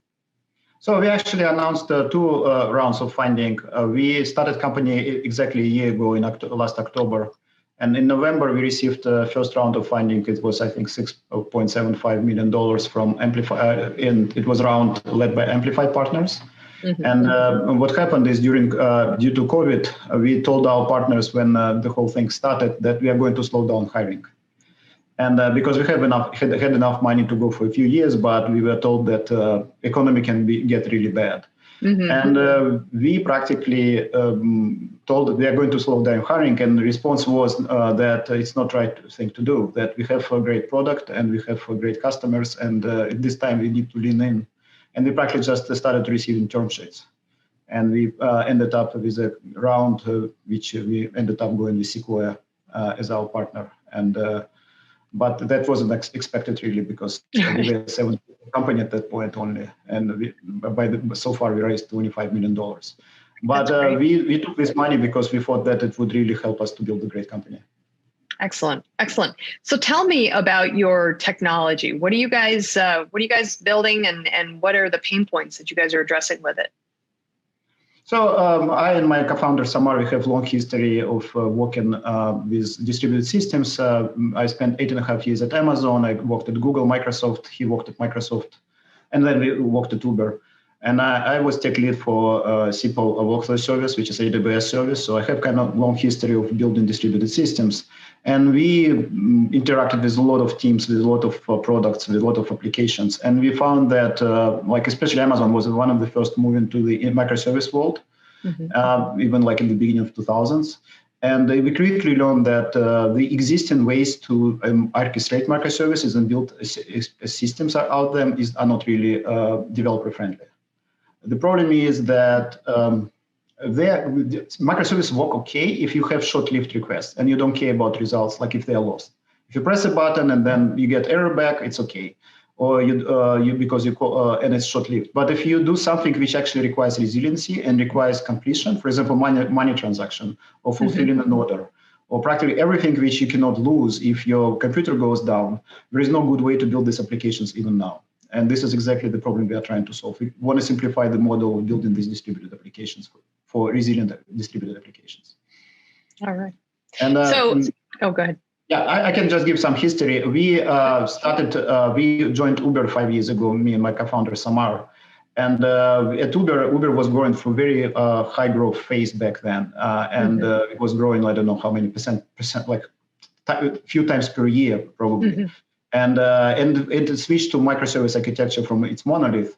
And we kind of saw that problem, and we built this solution to help our teams. And within 3 years, absolutely organically, with bottoms up, it grew up to like more than 100 teams using that for all sort of business level and different types of applications within Uber. And as it was open source solution, that also started to pick up external adoption by companies like HashiCorp, Box, Checker. And then in like last October, we decided to start a company because we kind of felt that the only way to actually serve the broader open source community was having its own company driving that product. And now we are kind of building this temporal as an open source project, MIT license, so it's available for everyone to run for free. And we are driving that forward, that project. Okay. All right. Great. So one of the things that, I've talked with a number of companies about regarding microservices is it's the complexity of it, because there are so many moving parts, basically, it can be really, really difficult to manage. So, but it is obviously a boon to application development in that, it does offer that flexibility, if you will, that, you don't have to deal with a big monolith but I guess I'm wondering, with all this complexity, why haven't solutions like this come around sooner? I mean, what was holding companies back? There are a lot of attempts. All right. So it's not that. And again, I think we want to separate two separate things, because you said manage. There are a lot of effort the last 20 years was spent in actually managing the deployment of microservices, practically how you manage, like infrastructure management, right? We've got VMs, then we've got EC2 and like AWS and like other cloud providers. Then we've got Docker. Then we've got like now we talk about Kubernetes and serverless. But think about it; they don't solve the way applications are written. All they solve is how to deploy and manage the infrastructure.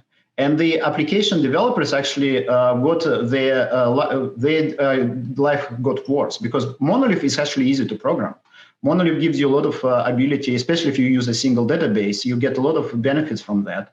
And moving to microservices, yes, we solved the orchestration problem of my container orchestration problem, but we didn't solve the microservice orchestration problem, because they still need to code and call all these unreliable services, and it's actually pretty hard to kind of, it's like on burden of the developer. Every application developer right now, most of their time spend actually making their services reliable. And this is exactly what we are trying to solve. We want to give them this reliability out of the box. And there are not that many applications. Right now, it's all ad hoc. Practically developer, okay, I need to make it reliable. I don't want to go down. I need to save my state to database. I need to save my state to the queue. I need to have queuing. I need to have retries. All of that is not reusable. People kind of invent and reinvent this architecture all the time.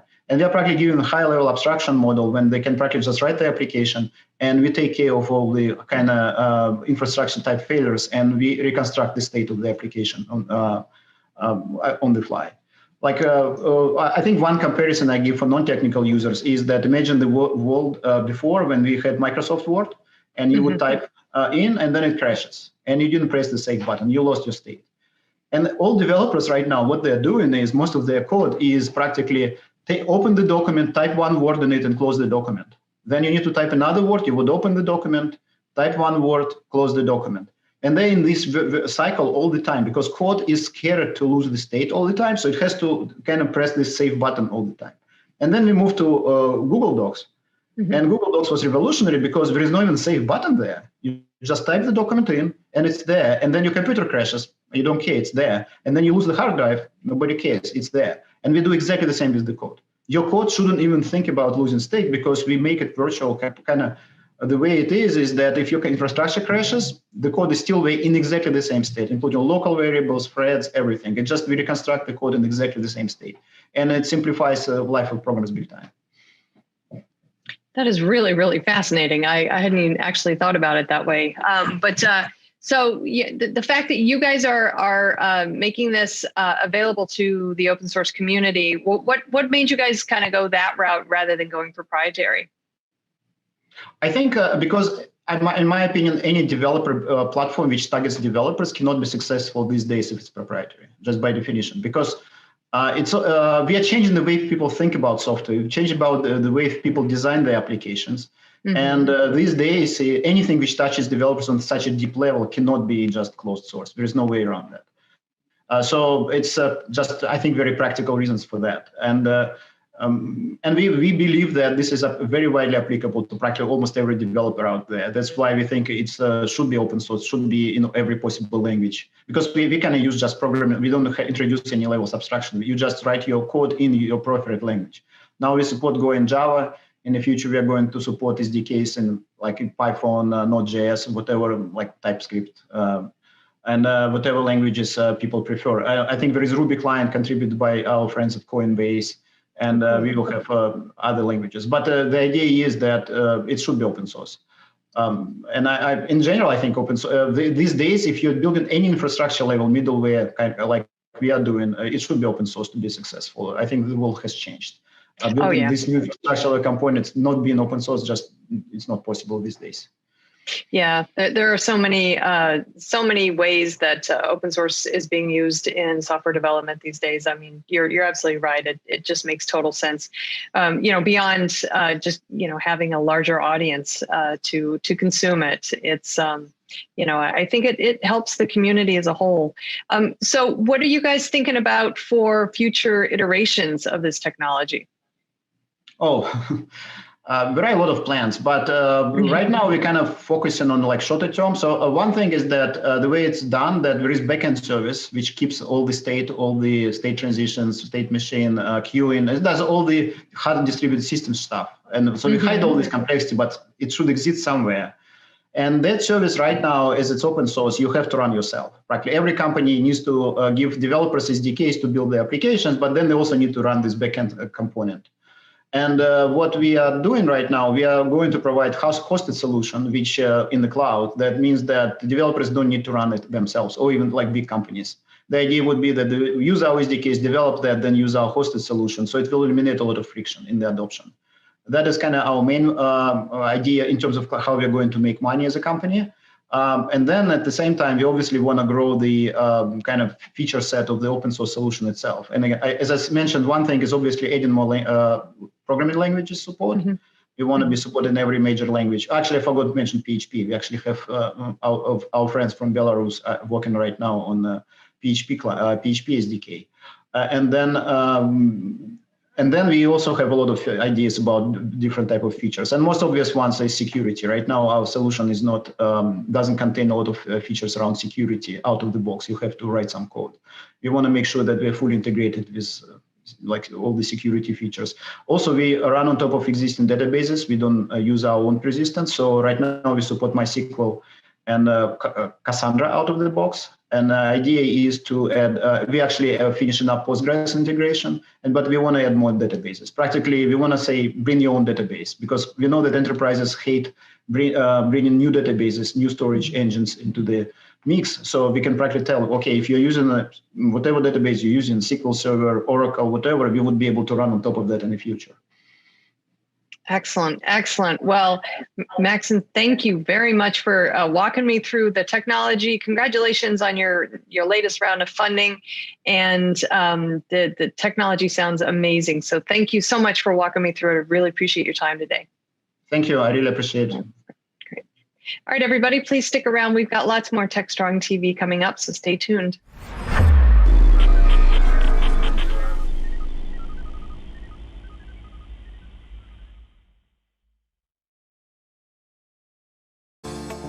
Disruption is occurring across every aspect of IT. Open source, cloud services, DevOps, and cloud-native software architectures are democratizing IT and radically transforming how business is done. The old ways of creating software and doing IT are being replaced with agile, flexible, faster, and cheaper methods, benefiting vendors and users alike.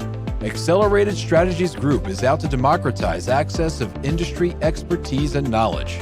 We use our expertise and experience to offer insightful, intelligent, useful information in a variety of formats relevant to the IT community: digital events, videos, reports, assessments, workshops, and implementation projects with tech vendors, IT organizations, and business leaders. We widely and openly share our work products, often for free. Analyst reports these days aren't worth more than a graph or chart that tells a story or illustrates a market trend. We work with developers, DevOps teams, cloud architects, security engineers, and transformation leaders most every day, creating and implementing transformational strategies and technologies. We're not just thinkers, we're also doers. Hey everybody, welcome back to TechStrong TV. I'm Charlene O'Hanlon, and I'm here now with the Monday edition of the webinars preview. As always, we have a number of great webinars coming up on DevOps.com, Container Journal, and Security Boulevard. Coming up now are 3 that are happening this week I thought you should know about. Actually, all 3 of them are happening tomorrow, October 27th. So please check your calendar. Hopefully we can find some open time for you to attend 1 or 2 or maybe even all 3 of them. The first webinar I want to let you know about is called More Than Monitoring: How Observability Takes You from Firefighting to Fire Prevention. It is happening starting at 8 a.m. Eastern on Security Boulevard, and it is sponsored by Splunk. This webinar takes a look at the differences between observability and monitoring, which is often confused among a lot of people and a lot of organizations, and also takes a look at why it is a bigger challenge in multi-cloud and containerized worlds.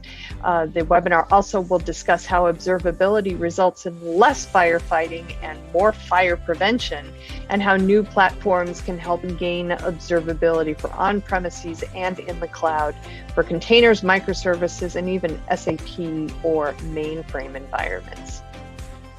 The second webinar is called Measure Customer Value with Self-Service Observability.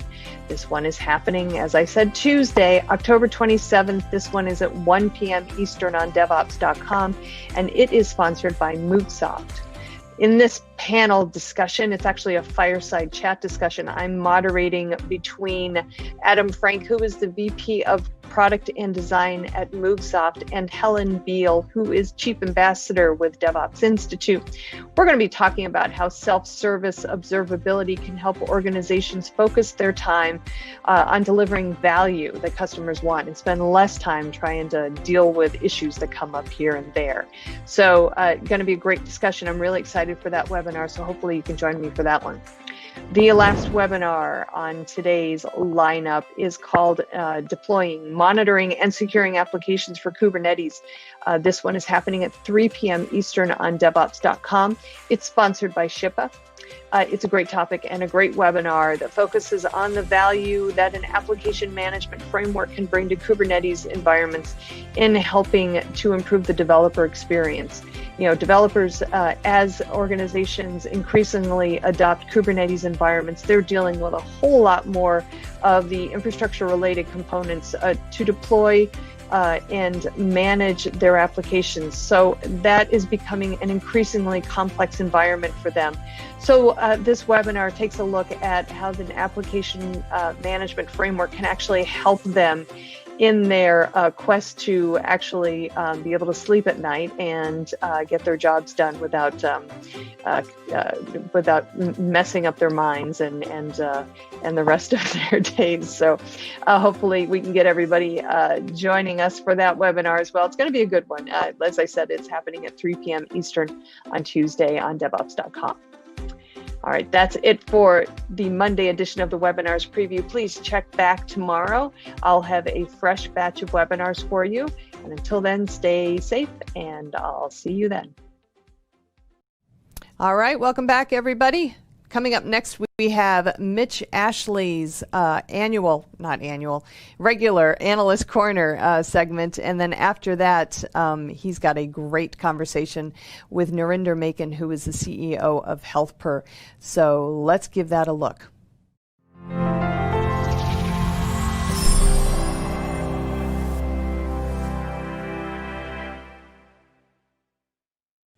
Welcome to Analyst Corner. Mitch Ashley, CEO with Accelerated Strategies Group.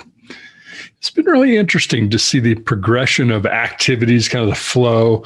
I'm not a VC, but there's sort of a deal flow of inquiries that come into an analyst company from different organizations reaching out. Sometimes it's their PR organization. Sometimes it's the companies directly. And I've been contacted by a couple of entrepreneurial ventures. Both of them in the hardware space. One of them we're going to feature today is focused on, so how do you tie in some of the testing that we need to do around coronavirus and COVID-19 with some other technology. And had another person who I'll bring on to TechStrong TV for a discussion about some edge computing, high throughput data networking kinds of technology. Layered on top with AI and some other kind of a platform for applications. So people are really innovating all around the cloud. It's not just the cloud itself, it's what can be done at the edge, maybe what's better done at the edge, and keeping the hardware part of it alive. Now, there's software to all of this, of course, as well. But innovating with either new hardware or packaging of that with some compelling use cases. So hope you enjoyed the video that we have today. I appreciate your feedback on it. Always happy to hear from you. You can reach me at mitchell@accelst.com. Thank you for watching. DevOps.com is the #1 online destination for DevOps education and community building. DevOps.com covers all aspects of DevOps, including DevOps best practices and tools, DevOps culture, DevSecOps, business impact, continuous testing, continuous delivery, and more. DevOps.com has the largest collection of original DevOps content, featuring breaking news, blog posts, podcasts, and more. Visit www.devops.com to learn more. DevOps.com, where the world meets DevOps.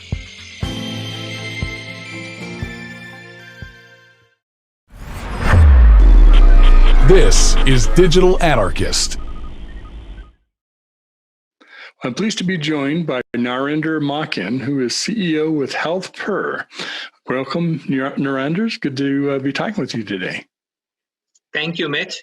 Thank you for taking the time. You bet. Narendra, tell us a little bit about yourself and tell us a little bit about your company, HealthPer. So, Mitch, I'm a technologist. Like all my life, worked in different technologies, big corporations, small companies, done multiple startups. And HealthPer, what we ended up with is an IT technology consulting and services company, but our focus is on health and safety. We have many managed services, and our recent thing with all things that are going on in the current situation is in health IoT devices market. We do offer turnkey well-being programs and solutions, which pretty much are creating tailored experiences for workplace wellness employees or other types of institutions who need those type of services. Mm-hmm. Yeah, the contactless, of course, is a big thing with COVID that's been brought out. Just as a total aside, it seems in the last 3 days, I'm being pummeled with green screens you can set behind your chair so you can do a virtual background. You know, every week it's a new kind of wave of a new product, and I know you've been working a lot in thinking about this kind of contactless problem and some unique ways of solving that. So I'd love to hear what you're working on and kind of where you're headed with it. You're absolutely right. Like employers have been looking out for solutions, whether it is contact tracing solution, temperature screening, or having COVID-19 health screening, and which differs by pretty much every state organization. They have their own guide variation of it based on the guideline from CDC. Mm-hmm. Social distancing, hygiene and safety equipment, and they've gone as far as designating quarantine areas within the organization. And the challenge that we saw over the course of last few months was that temperature screening, without having a very clear mandate, did not have a lot of attention from the employers. And initially, the employers, when they were coming to embrace that type of temperature screening, the bigger challenge was the cost. So we looked at that individually, if you do it with your the cost was outrageous, like $40,000 if you are even looking at minimum wage earner doing this for the whole year, and going up to $160,000 if you're outsourcing that. So we looked at that as an opportunity, and also like coming back with a solution that can work with for all types of organizations. And this is where we created this IoT device, which can use technology, in fact, to solve the problem of temperature screening. And we all know we are into this COVID situation for another 6 months to a year at least. I'm not sure if I'm not sure it's going to end at this point. At least in 100%. Maybe there'll be next thing after that. Let's hope not. But I mean, you raise an interesting point. You know, companies, individuals sort of rush to put in place things that we need to keep going. You know, to kind of get to the next week. We've gone through those phases. And now I imagine organizations are looking at, okay, so what's a more cost-effective way to do this? Or if I'm going to do what I'm doing today, scaling up, a short-term point solution can be oftentimes be very expensive. But it also creates opportunities for innovation, right? Okay, there's a better way to solve this than going and buying, 1,000 temperature sensors. You're going to, have one in every building that's all it does is temperature sensor. Tomorrow you need something else. Yeah, and that is very true, Mitch. It's not just about the sensors that can solve the problem for today, which we know. Temperature sensing is one of the things related to COVID. But if you look at in the overall scope, we did one of the analysis for a large corporation data, and it came out that if for a 10,000 life company, and that was just a subsegment of that population, if you can give one productive day within the year for every individual and save them the cost of losing their productivity if an individual gets sick, or because of that individual, other people get sick, you save about $1.2 million. So the solution that we thought of, we said, okay, you start there with temperature screening, you start there with addressing COVID, but create a solution which goes much beyond.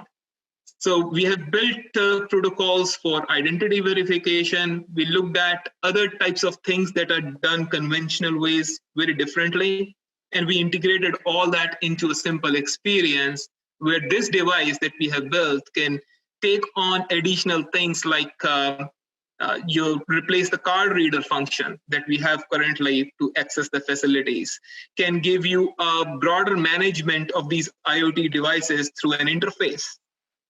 And administratively, you can manage all your facilities at a global scale. So things like that are helpful, and you're absolutely right, like just not solving the immediate problem was our concern, but to bring something in a unique way that is differentiating enough and provide a return on investment for the employers and organizations when they embrace these types of solutions.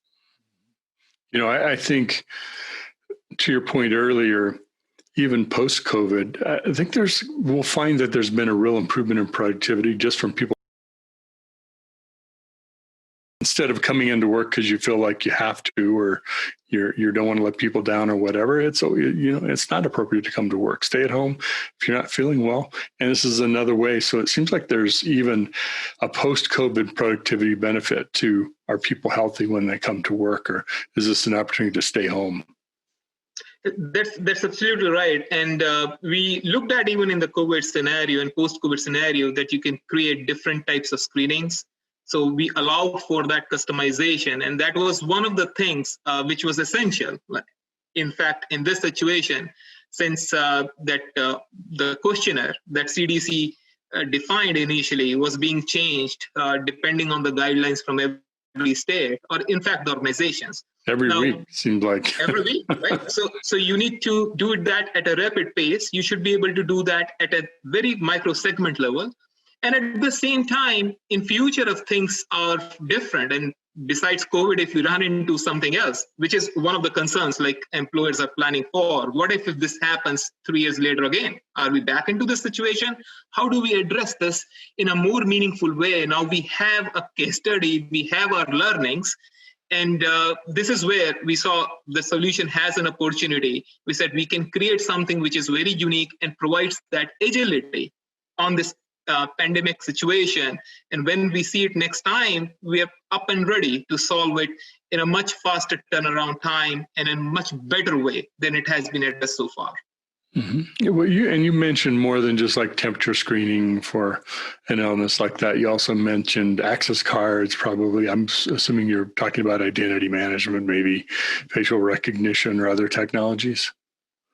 That's exactly right. So we built facial right into this IoT offering, and facial can be used for identity detection, and at the same time, access to the facilities. And the compliance is met more when you have this all like audit trailed. Certain organizations and certain interests, when they come and say facial is not something that we want to do due to privacy concerns. So we build those controls in that you can turn these things off, turn these things on, depending on the situation. But at least your functionality in the back of your systems remains intact. And then whatever we create can tie back into your existing workflows, back office systems, your security systems, and things that you have not envisioned today. We created an API on top of it. Whenever a scan happens on the device, we trigger an API function which can now be addressed through any sort of protocol that you want to get addressed in the back. Mm-hmm. So that's the kind of approach we took, rather than just building a device which does a particular thing, but bringing that into a platform way such that it can be utilized in different forms, and certain things we may not even have envisioned today, right? So there may be multiple use cases of this. And we are expanding this device, I'll say the line of devices. We want to go as far as getting the screenings done, which are done manually on the biometric screening side, as far as we can go from this. So that's the idea. We are building different kinds of devices that are allowing us to enable such sort of functions. And again, the idea is pretty much same, that reduce the cost and also create an operational excellence from the health side for any type of organization, whether it is small or large. Do you have any of these devices you're talking about available, or are they online, or how folks can see what kind of because you're talking about a sort of a multi-function programmable IoT device. Well, oftentimes we think of IoT as it's only a web camera or it's only a door sensor. They're doing very limited functions, but what you're describing seems much more customizable and adaptable. Yeah, so I have one here, so at least you can see how this looks like, right? So this is the device right now. This is the same technology on the top, which is the infrared sensor, like we have with the handheld. It's more accurate because you can put it on a wall or a stand on your desk, so it's stable rather than your hand moving on the forehead, and detects the picture and other functions. There are a lot of controls that are built in. Now we want to expand this, and the other devices which are shaping up from this is for your transit authority. And that one is a smaller device than this. When you are going into your transit, we are scanning individuals for temperature today. The other type of devices that we are building on is on the health screening side, where we are looking at expanding this function and going much beyond that, simply doing the temperature screening, but into other kind of screening. And I'll give you a test case for that. If you look at currently, annual screenings are done by employers, and it's very costly. The way annual screenings are done, it's all manual. If it's on-site or it's at lab or home test kits, again, the compliance is a little bit short on that on the home side. Mm-hmm. So all these options are there, but they cost money. Now, looking at the tech where we are in IoT, I think there are a lot of improvements, and these things are being done. A lot of progression is happening. So certain functions can be made more available, can be made more frequent, and that can be done using the technology. And that's the idea we have, which we have been working on. And this is just the start, which we launched and released, since you asked that. So the device is functional, device is already in the market. You can acquire it through us, through Microsoft. We have a very strong partnership with them. Or you can just simply, get that through Amazon also at some point. We're planning to do that. So multiple options, multiple channels, and idea is pretty much the same. Make it accessible for everyone, whether it's a small company, large company, because there is a certain segment of the population we believe is left underserved, and we want to bring them on. Overall, everybody is participating in some shape or form to improve the healthcare of this country, right? Or to impact the healthcare on both sides. So it should not be a function of the privilege. It should not be the function of where companies have budgets to do it, but we want to bring it down to a point that any company can offer such sort of function to their employees. I'm curious what you're finding in talking with companies about this. Is it sort of a necessary evil? Is it sort of just something we think we're going to need to do into the future going forward? Is it a safety for our existing employees and people that are in our buildings? How do companies approach this challenge? I mean, you could say the same question about whether it's putting plexiglass in cafes and coffee areas or other things to help with distancing and protection. But here you're talking about kind of collecting information about people, digitally as they're coming into a building, for example, scanning their temperature, scanning their identity and associating that together. Is this something companies you think businesses are in a place to accept that responsibility, or are they still kind of struggling with, what do I need to do? How do I do it? Is this what I have to do? Very good point, Mitch. The reason is awareness is not there. So a lot of companies, great ideas, but their business is not creating these devices, right? So if you look at large corporations, they have their own things that they need to perform well on, right? And this sort of function is left on the side. And HR, even though they want to do it, they're still on the cursory of that, yes, is there something like that? You have to be technical to understand it. And that simplicity of communication does not exist. Based on our conversations, it has come out that companies are already looking at the progressive companies, And some of the companies have implemented things in a different way than how it was being addressed by many companies in the COVID situation. And we started this pretty much last year. And suddenly this thing happened, and now it became a boon for us that, yes, this is something that we can utilize in such situations. And companies in the conversations when we have, they're accepting the fact that anytime if this is a secure thing, right, which is security and privacy is very big, right? It plays a very important role in it. If it is secure enough, if it cuts down certain functions that we are doing today, whether it is on the identity side and brings it all together, technically save not just on the cost, on the hard cost of having these systems, on the capital expense, I'll say, on the systems, but on the operational side, you save operational expenditure over the period of time too.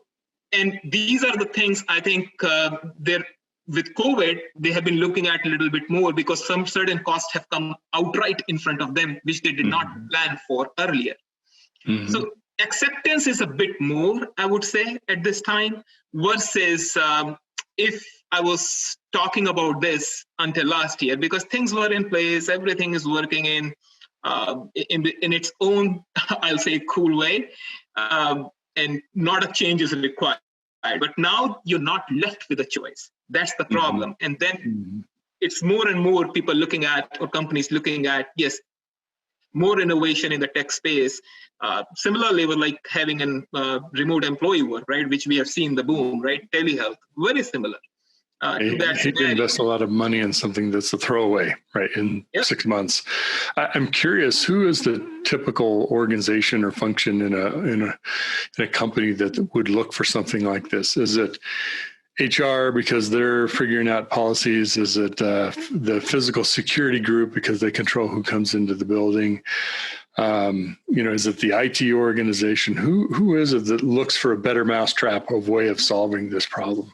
Or maybe it's finance and says, oh my gosh, we're spending a lot of money on this stuff. There's got to be a better way. Would somebody go and see what's in market? Excellent question, Bitch. It depends on the company. Let me set the record straight. Companies which are smaller, I think it becomes a finance function at that point. Companies which are larger, a new type of role has emerged and has become prominent. Generally, you will find health and safety professionals now in companies. Just earlier it was HR, but now there is a special designation that has come out of it. There are health and safety professionals. Health being the new part of it, right?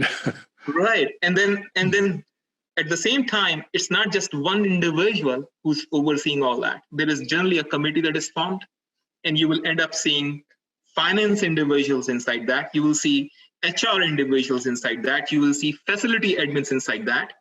And collectively, I think that decision is being made at a larger scale organization. On a smaller scale, it's, I think, a finance function.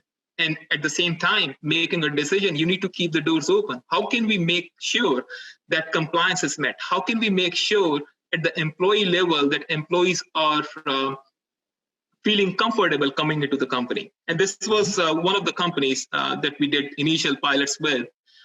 They didn't have employees who were ready to come on board, and this was an essential business. So we had the solution implemented. They contacted us, and Microsoft did a story on this as well online. And it looked that overall, the cost that we saved for them was one factor, which is from $375 per day, or about like $136,000 a year, dropping it down to $5,000 a year. Substantial improvement. And on the cost side, but at the same time, within 4 weeks, we went from 2 individuals in the office to 100% individuals coming into the office. And that was a big thing, that comfort, that sense of the security in terms of making sure that employee has taken enough steps to make the site secure was essential. And they further expanded that and since the device is capable not only for the office, but also, like I said, for the transit functionality, for buildings like entrances, parking entrances, elevators, and going much beyond into retail stores and for the walk-in customers like dental office, perfect case where this device is being used. when you walk into a dental. And those scenarios, everything together, I think, came to a point that it's not just the one role, one function that is making the decision, but it's spanning across within the organization to make that decision. Mm-hmm. Interesting. Well, great. Before we wrap things up, so what's happening next? Where are you headed with HealthPer and with this product? Give us an idea over the next kind of 6 to 12 months where you see yourselves going. We're going to expand this line of devices, and like I mentioned earlier, our roadmap is big. We would eventually get into other areas of tracking other types of metrics. So our research is working on that, and few we have. But right now, our focus is to make sure we solve the current problem and at least be participant in some form to reducing the exposure of this pandemic that has put every one of us, right? Each one of us on our desk, in our houses, compacted, right? None of us are in familiar territory, right? Right? And making sure we can at least be a contributor to ease the pandemic in some form. And if it is technology that we know best, if that's the way that we can help out, then our goal is to make sure we make it addressable for any size organization, like I mentioned earlier, to solve this. Mm-hmm. And over the period of time, we are transforming into a complete health IoT company. And we have well-being, which we know pretty much for I think for a long period of time. We have created solutions. Anybody can get those solutions now on Azure. We made it as simple as that you can now, if you want a well-being solution, go and get it. If you want a challenge, just go and get it from Microsoft under their standard Microsoft licensing terms. You don't have to even think, just press a few clicks and you're done. Mm-hmm. So that's the kind of ease we are trying to bring in on the screening side as well. So we are looking at, don't make it a function of a cost because you think it's costly to get the screening and checkups done. We want to make it easy that these things are an ongoing things for individuals, whether it is employees of large corporations or smaller companies. And health is on top of everyone's mind to make sure that they're taking care of them beyond COVID. It's not just about COVID. That is our long-term, I'll say, roadmap in terms of the company. It's an important point because it's not just the safety of the environment, it's the perception of the safety, right? I'm not saying it's only the perception, but you can have a very safe environment, but people don't feel safe for whatever reason, that can prevent them from coming into work, staying in a job, whatever it might be. Well, Narinder, this has been great talking with you about it. I wish you the best with the product. Tell us about your website where people can go to find out more if they're interested in this. Well, they can simply go on www.healthper.com, connect with me on the LinkedIn, or go to Microsoft and get the product from there from the Azure Marketplace or App Source. Okay, and that's HealthPer, HealthPer.com, correct? That's right. It's like health and person. We want to make health personal and bring everything together. Excellent. Well, I hope you come back and keep us up to date how things are going, and I wish you the best. Thank you, Mitch. Thanks for your time today. You bet. Great to have you on, Narinder. Thanks.